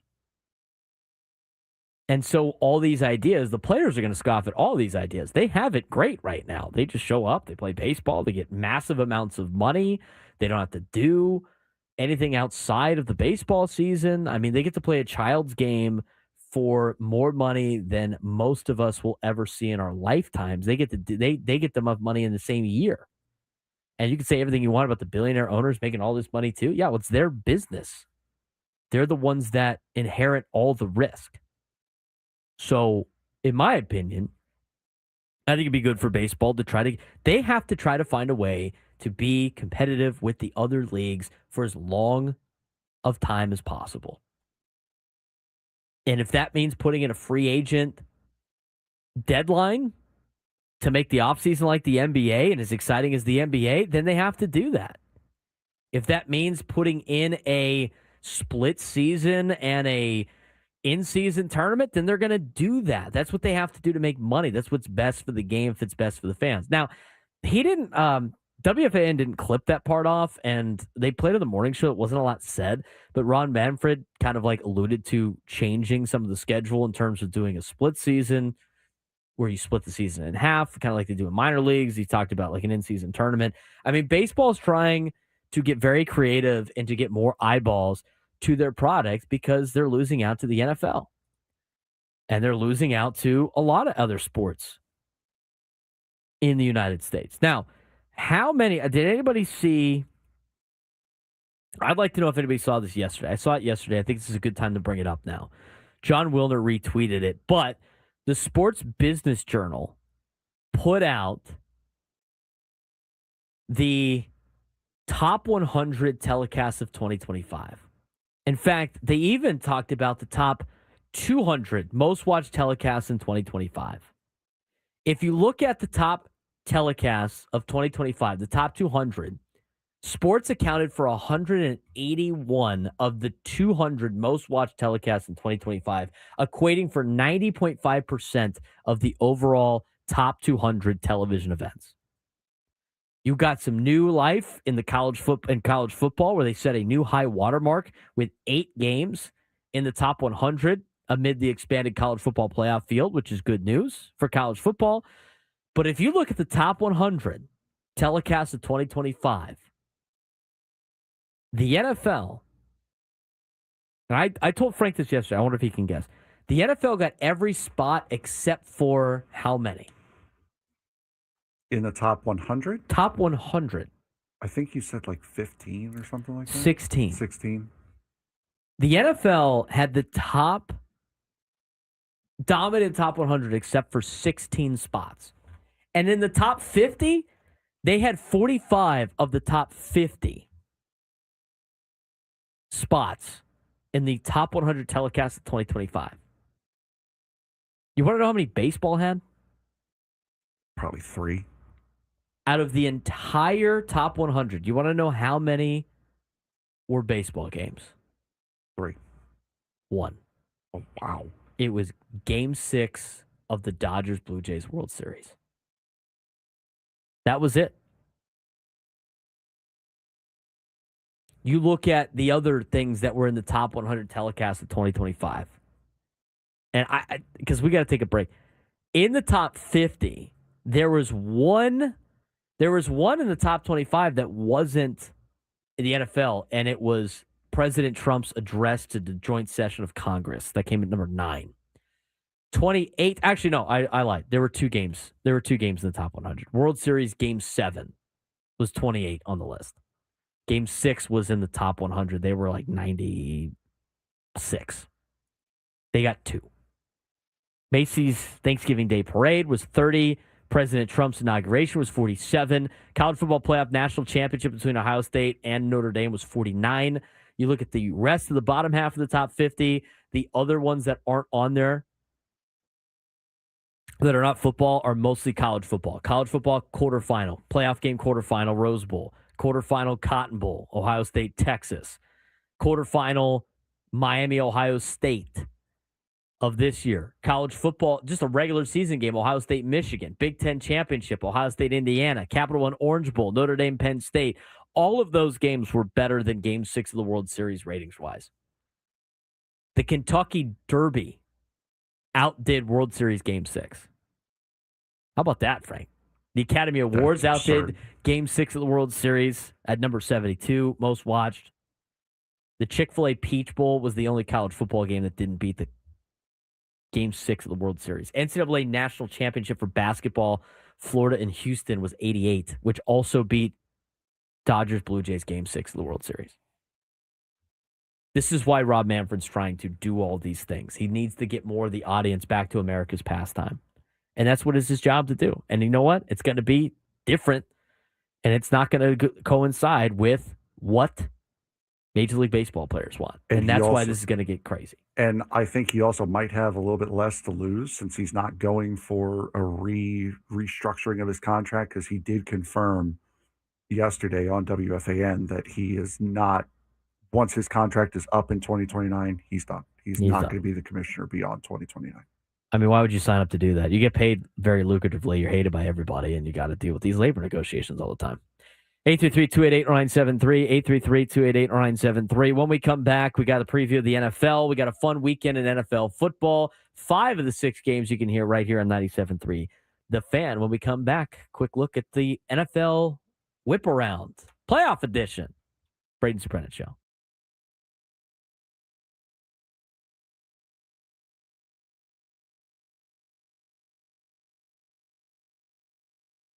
Bet tonight. Not a bad idea. That I'll have more hits than you. Let's do it right now. How much you want to bet? We'll do $5. Oh God! Oh, it hits ball in the air. Oh, sick, dude. What a great leadoff! What a great leadoff!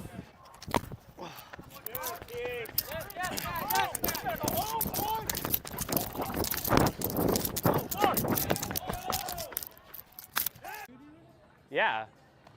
You want to be mic'd up?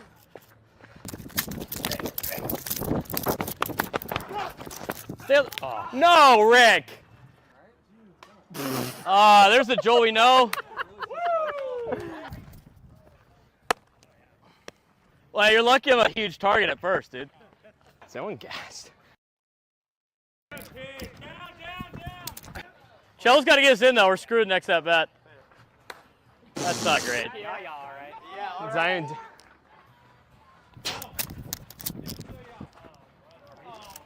Are you? That is the saddest thing. Are you insane?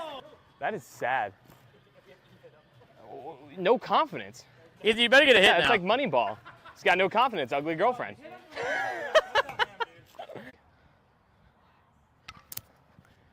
Come on, Sam. Oh, hose him! Oh, we got it. Can we get a first baseman that can catch? One time, Matt. Nice. All right. Glasses on too. That's why. Oh, damn it. Can we score some runs? Play first base. All of a sudden, it's locked down. Who bats after Q? I think it's the other team. Go! Go! Go! Show Braden how to run home. Oh, damn it. Got onto that bat. Hey, the Surprenant suck. Come on, Cello. You can play Cello. Oh, look at the throw. Oh my God. Oh, pick me, dude.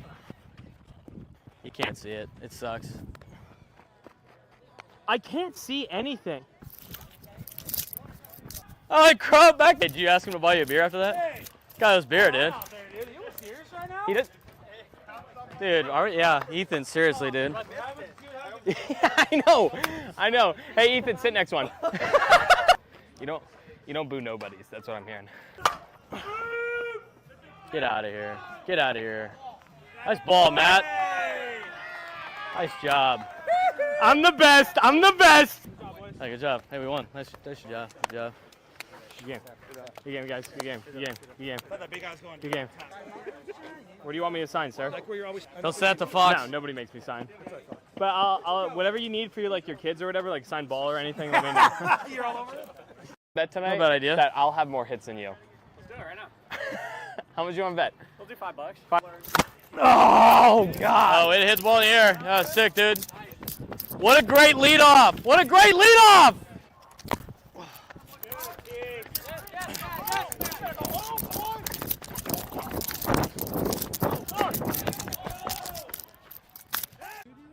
Yeah. You want to be mic'd up?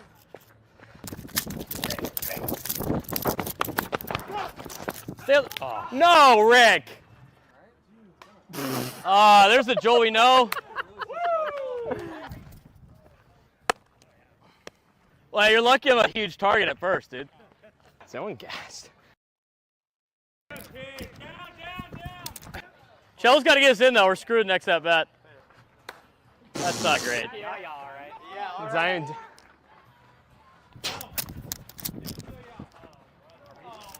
Are you? That is the saddest thing. Are you insane? That is sad. No confidence. You better get a hit now. It's like Moneyball. He's got no confidence. Ugly girlfriend.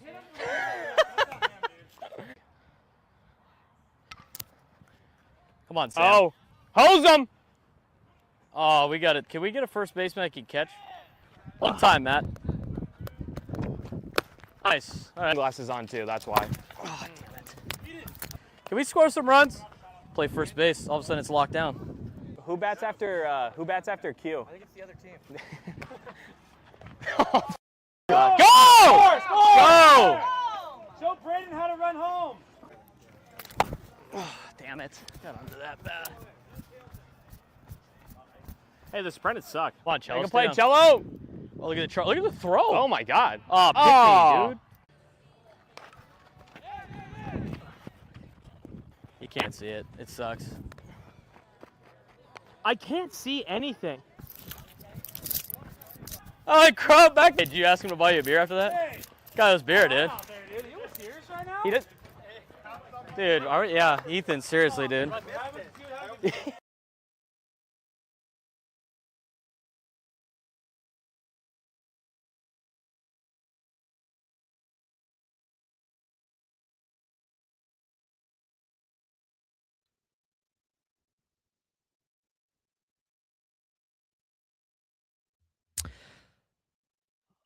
All guests on 97 to the Fan are brought to you by the David P. Shapiro Fan Hotline.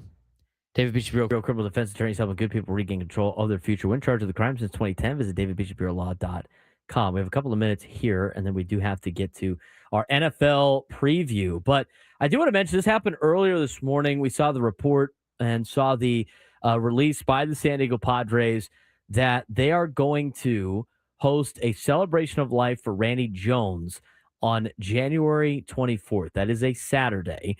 Padres today announced plans to honor Cy Young Award winner and Padres alumnus Randy Jones with a celebration of life ceremony at Petco Park on Saturday, January 24th at 11 a.m. Pacific time.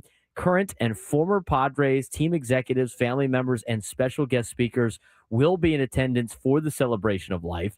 Admission is free, though fans interested in attending are required to claim digital tickets that are available now at padres.com/events. The home plate gate opens at 10 in the morning for those attending, and seating is available on a first-come, first-served basis. Parking is free of charge and is available in neighboring Padres-controlled lots, including the Lexus Premier Lot, Tailgate Lot, and Padres Parkade. Standard Petco Park entry policies are in place for the ceremony. So, celebration in life, open to the public for Randy Jones will be on Saturday, January 24th at 11 a.m. If you would like to attend, please go to padres.com/events to get your free tickets. Gates will open at Petco Park at 10 in the morning. Again, a legend that we lost not too long ago. And I had spent a lot of time, at least in this job, working with Randy and working alongside Randy. And it was such a treat to talk to him when I was able to. So rest easy, Randy, and hopefully we see a lot of you guys out there at the celebration of life on January 24th. We have to take a quick break. When we come back, NFL preview as we get you ready for the NFL weekend. 2 games tomorrow, 3 games on Sunday, and 1 on Monday. We'll get to our playoff NFL whip around when we come back on the Braden Surprenant Show, San Diego's number 1 sports station, 97 to the Fan.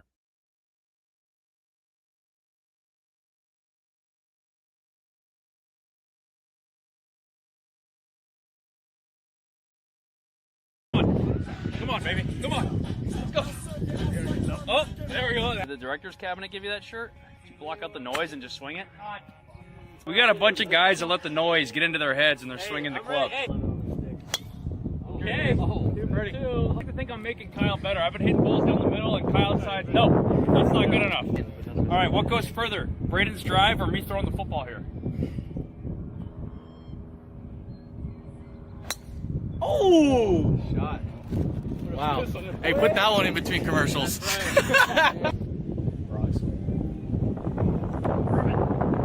Rocks. The next group coming up too.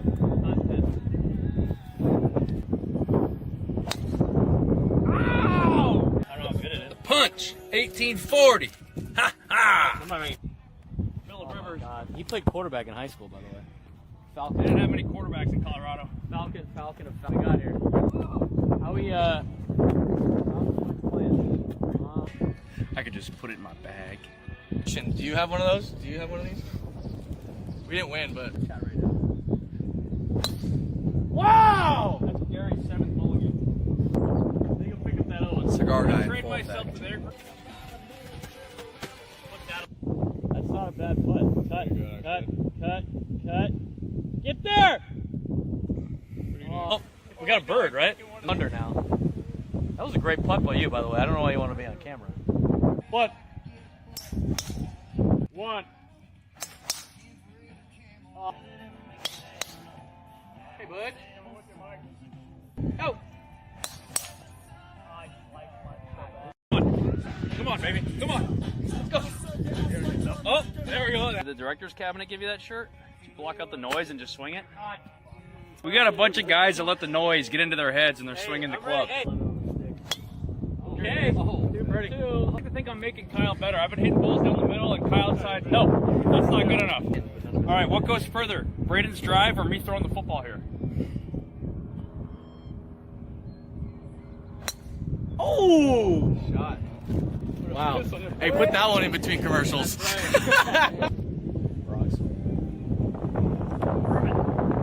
Rocks. The next group coming up too.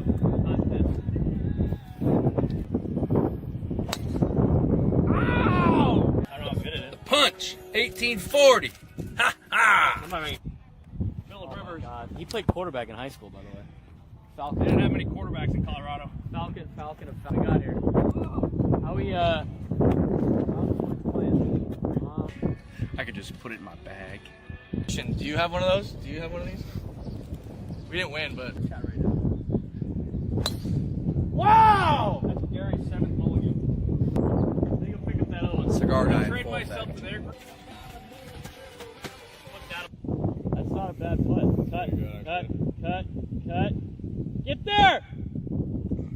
Oh, we got a bird, right? Under now. That was a great putt by you, by the way. I don't know why you want to be on camera. What? 1. Hey, bud. Go! Come on, baby. Come on. Let's go. Oh, there we go. Did the director's cabinet give you that shirt? Did you block out the noise and just swing it? We got a bunch of guys that let the noise get into their heads and they're swinging the club. Okay. Ready. I like to think I'm making Kyle better. I've been hitting balls down the middle and Kyle's side. No, that's not good enough. All right, what goes further? Braden's drive or me throwing the football here? Oh! Shot. Wow. Hey, put that one in between commercials.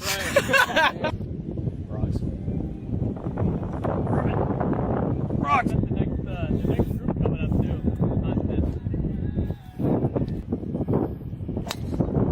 Ow! I don't know how good it is. Punch. 1840.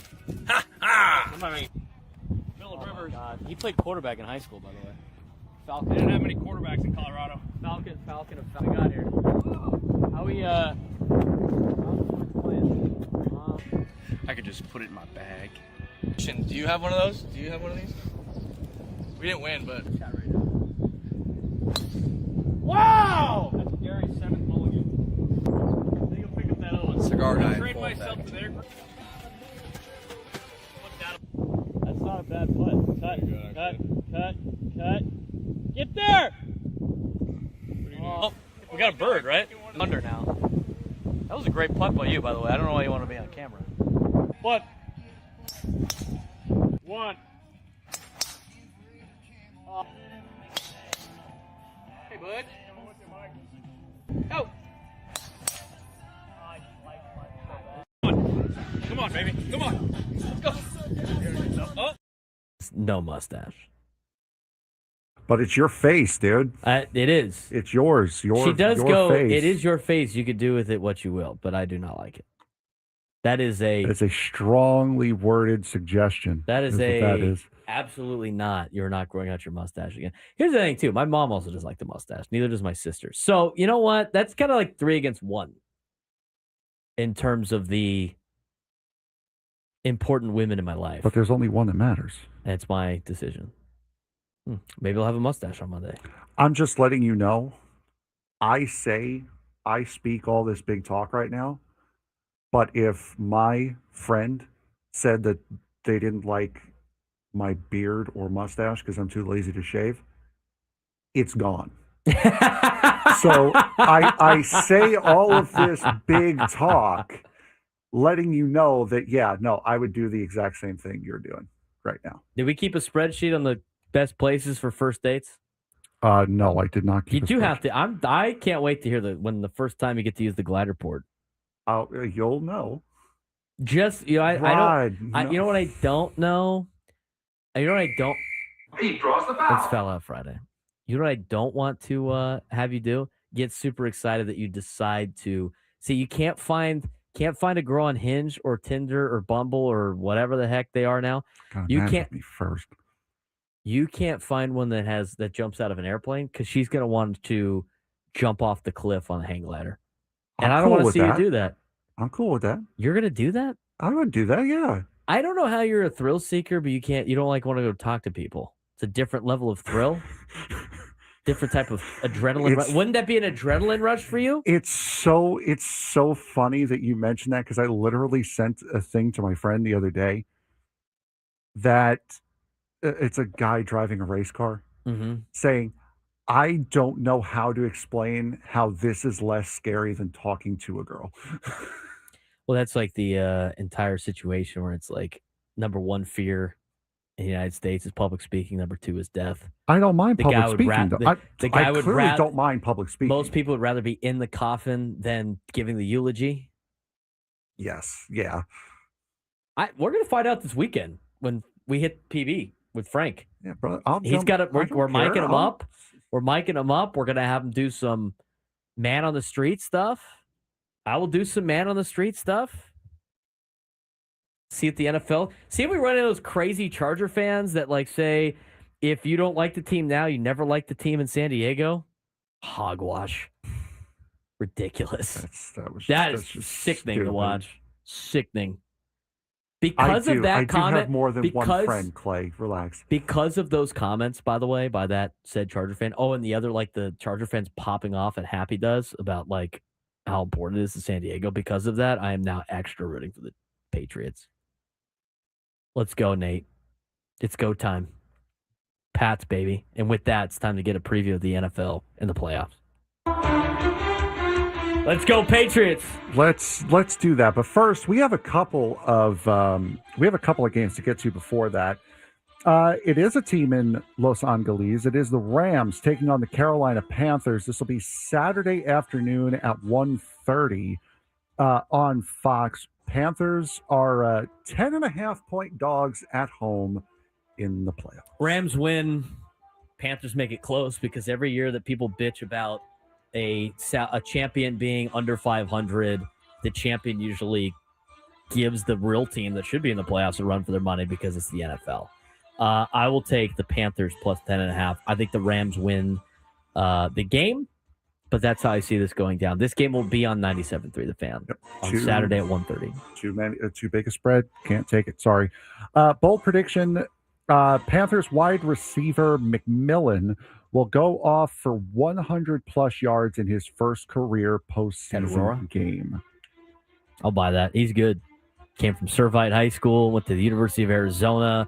McMillan only had one catch for 43 yards the first time these two teams played because they played each other earlier this season where the Rams beat the Panthers as the Panthers tried to run the ball a lot. But most likely, I would imagine the Panthers get down early and they're going to be throwing the ball. And so I think Teteroa McMillan will have a big day. I will buy that. I would not say no to that either.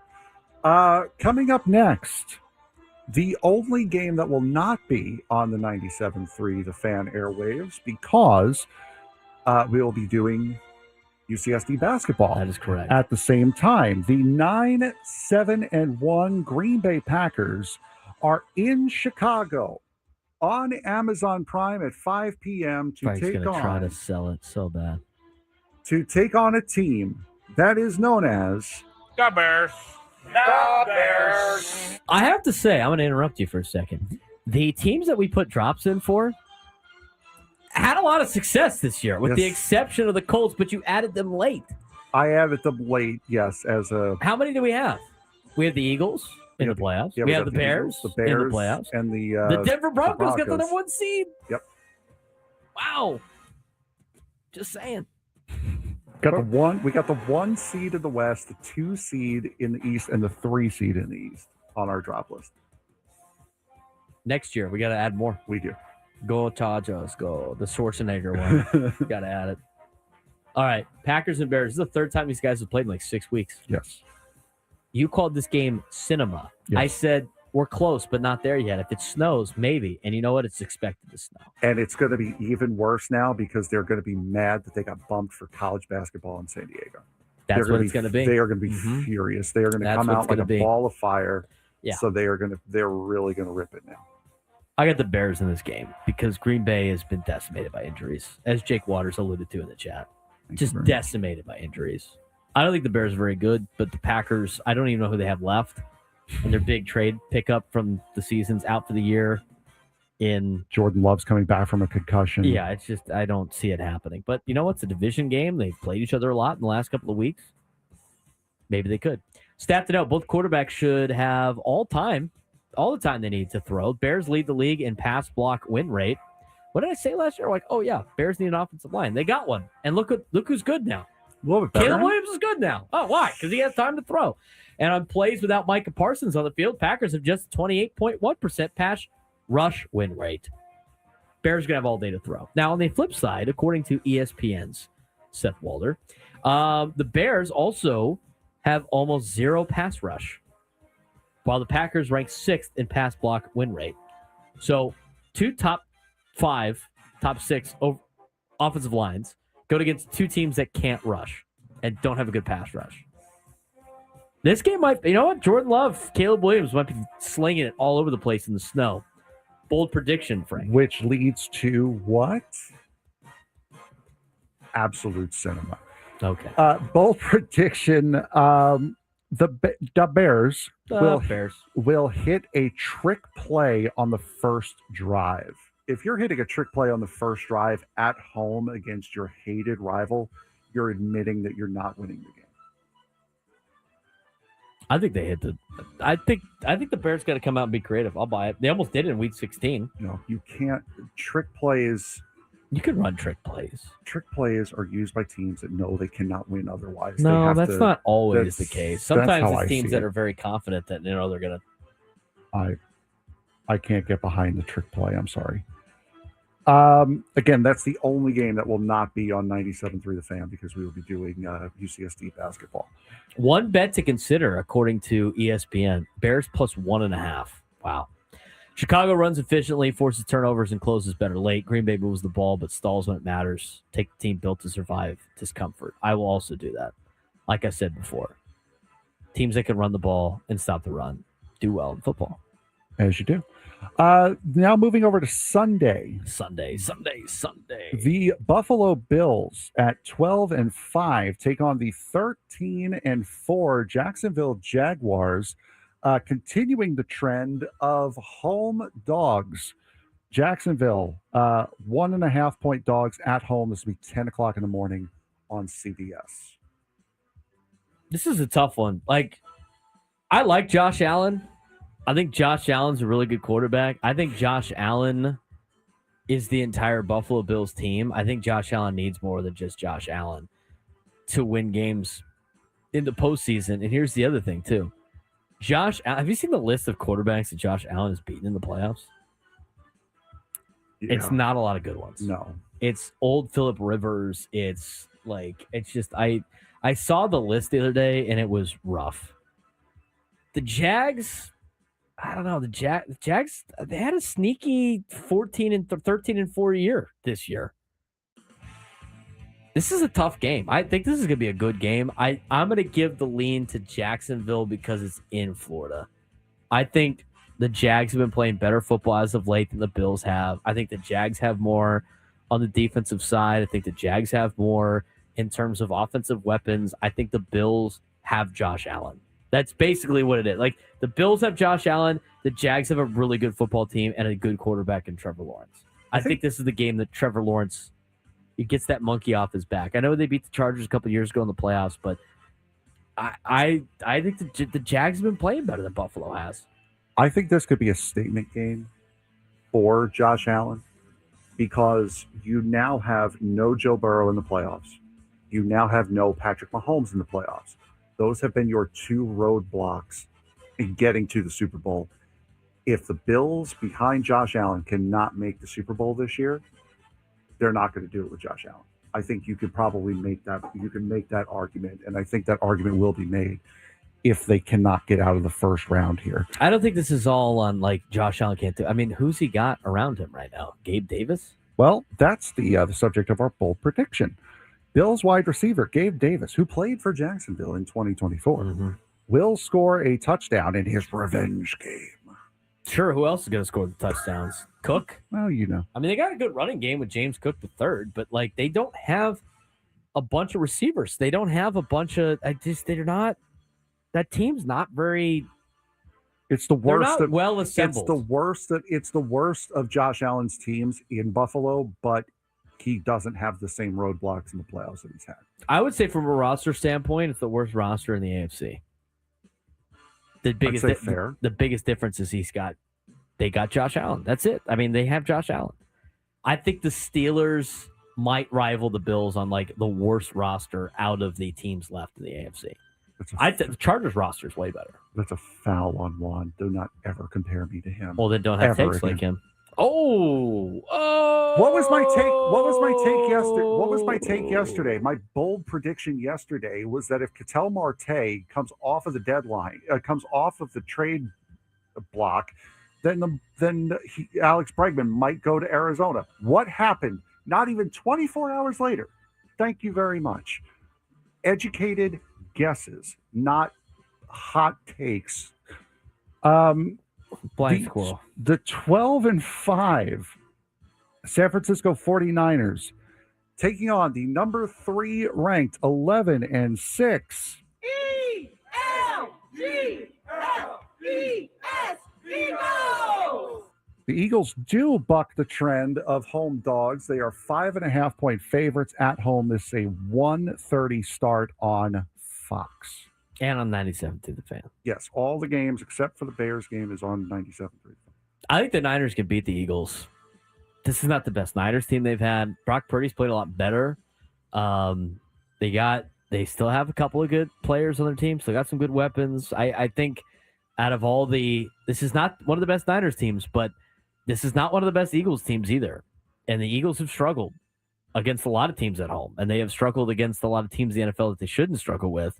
I think the Niners can surprise some people. I think the Niners win this game. What's the spread again? 5.5. 5.5 favorite Philly. Mm-hmm. Oh, I'll take San Fran. I'll take San Francisco as well. Niners defensive end Bryce Huff will get a key sack, not just an sack, but an key sack.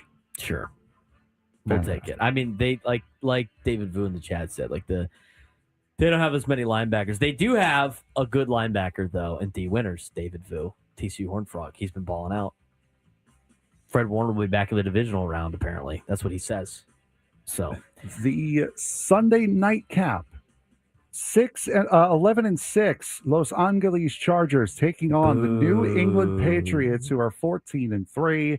Pats favored by 3.5 in this game. This is again the nightcap on Sunday night, 5:00 start on NBC.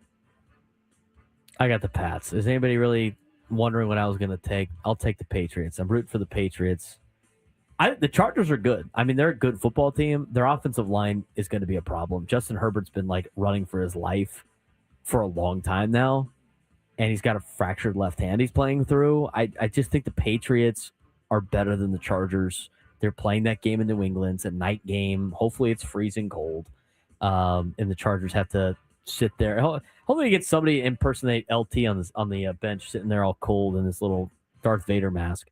But I like Drake May. I like what he's done this year. I love Mike Vrabel as a coach.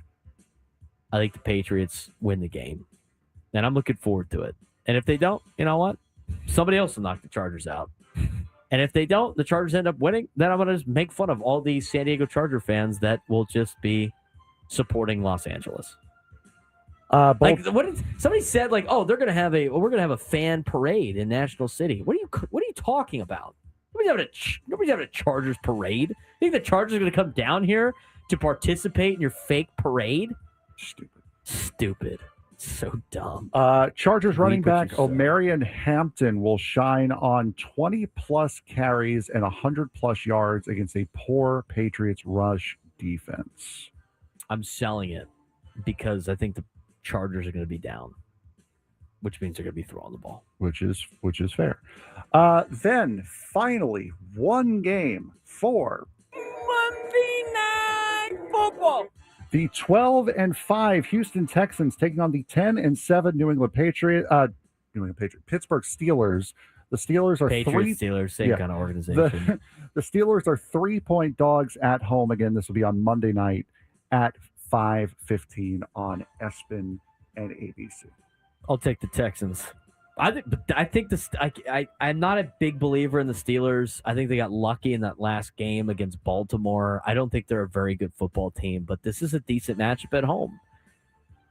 Houston has a really good defense. Houston can't really move the ball on offense. What's the last playoff team that we watched from the state of Texas that had a really good defense and can't really move the ball on offense? Texas Tech. What did they do?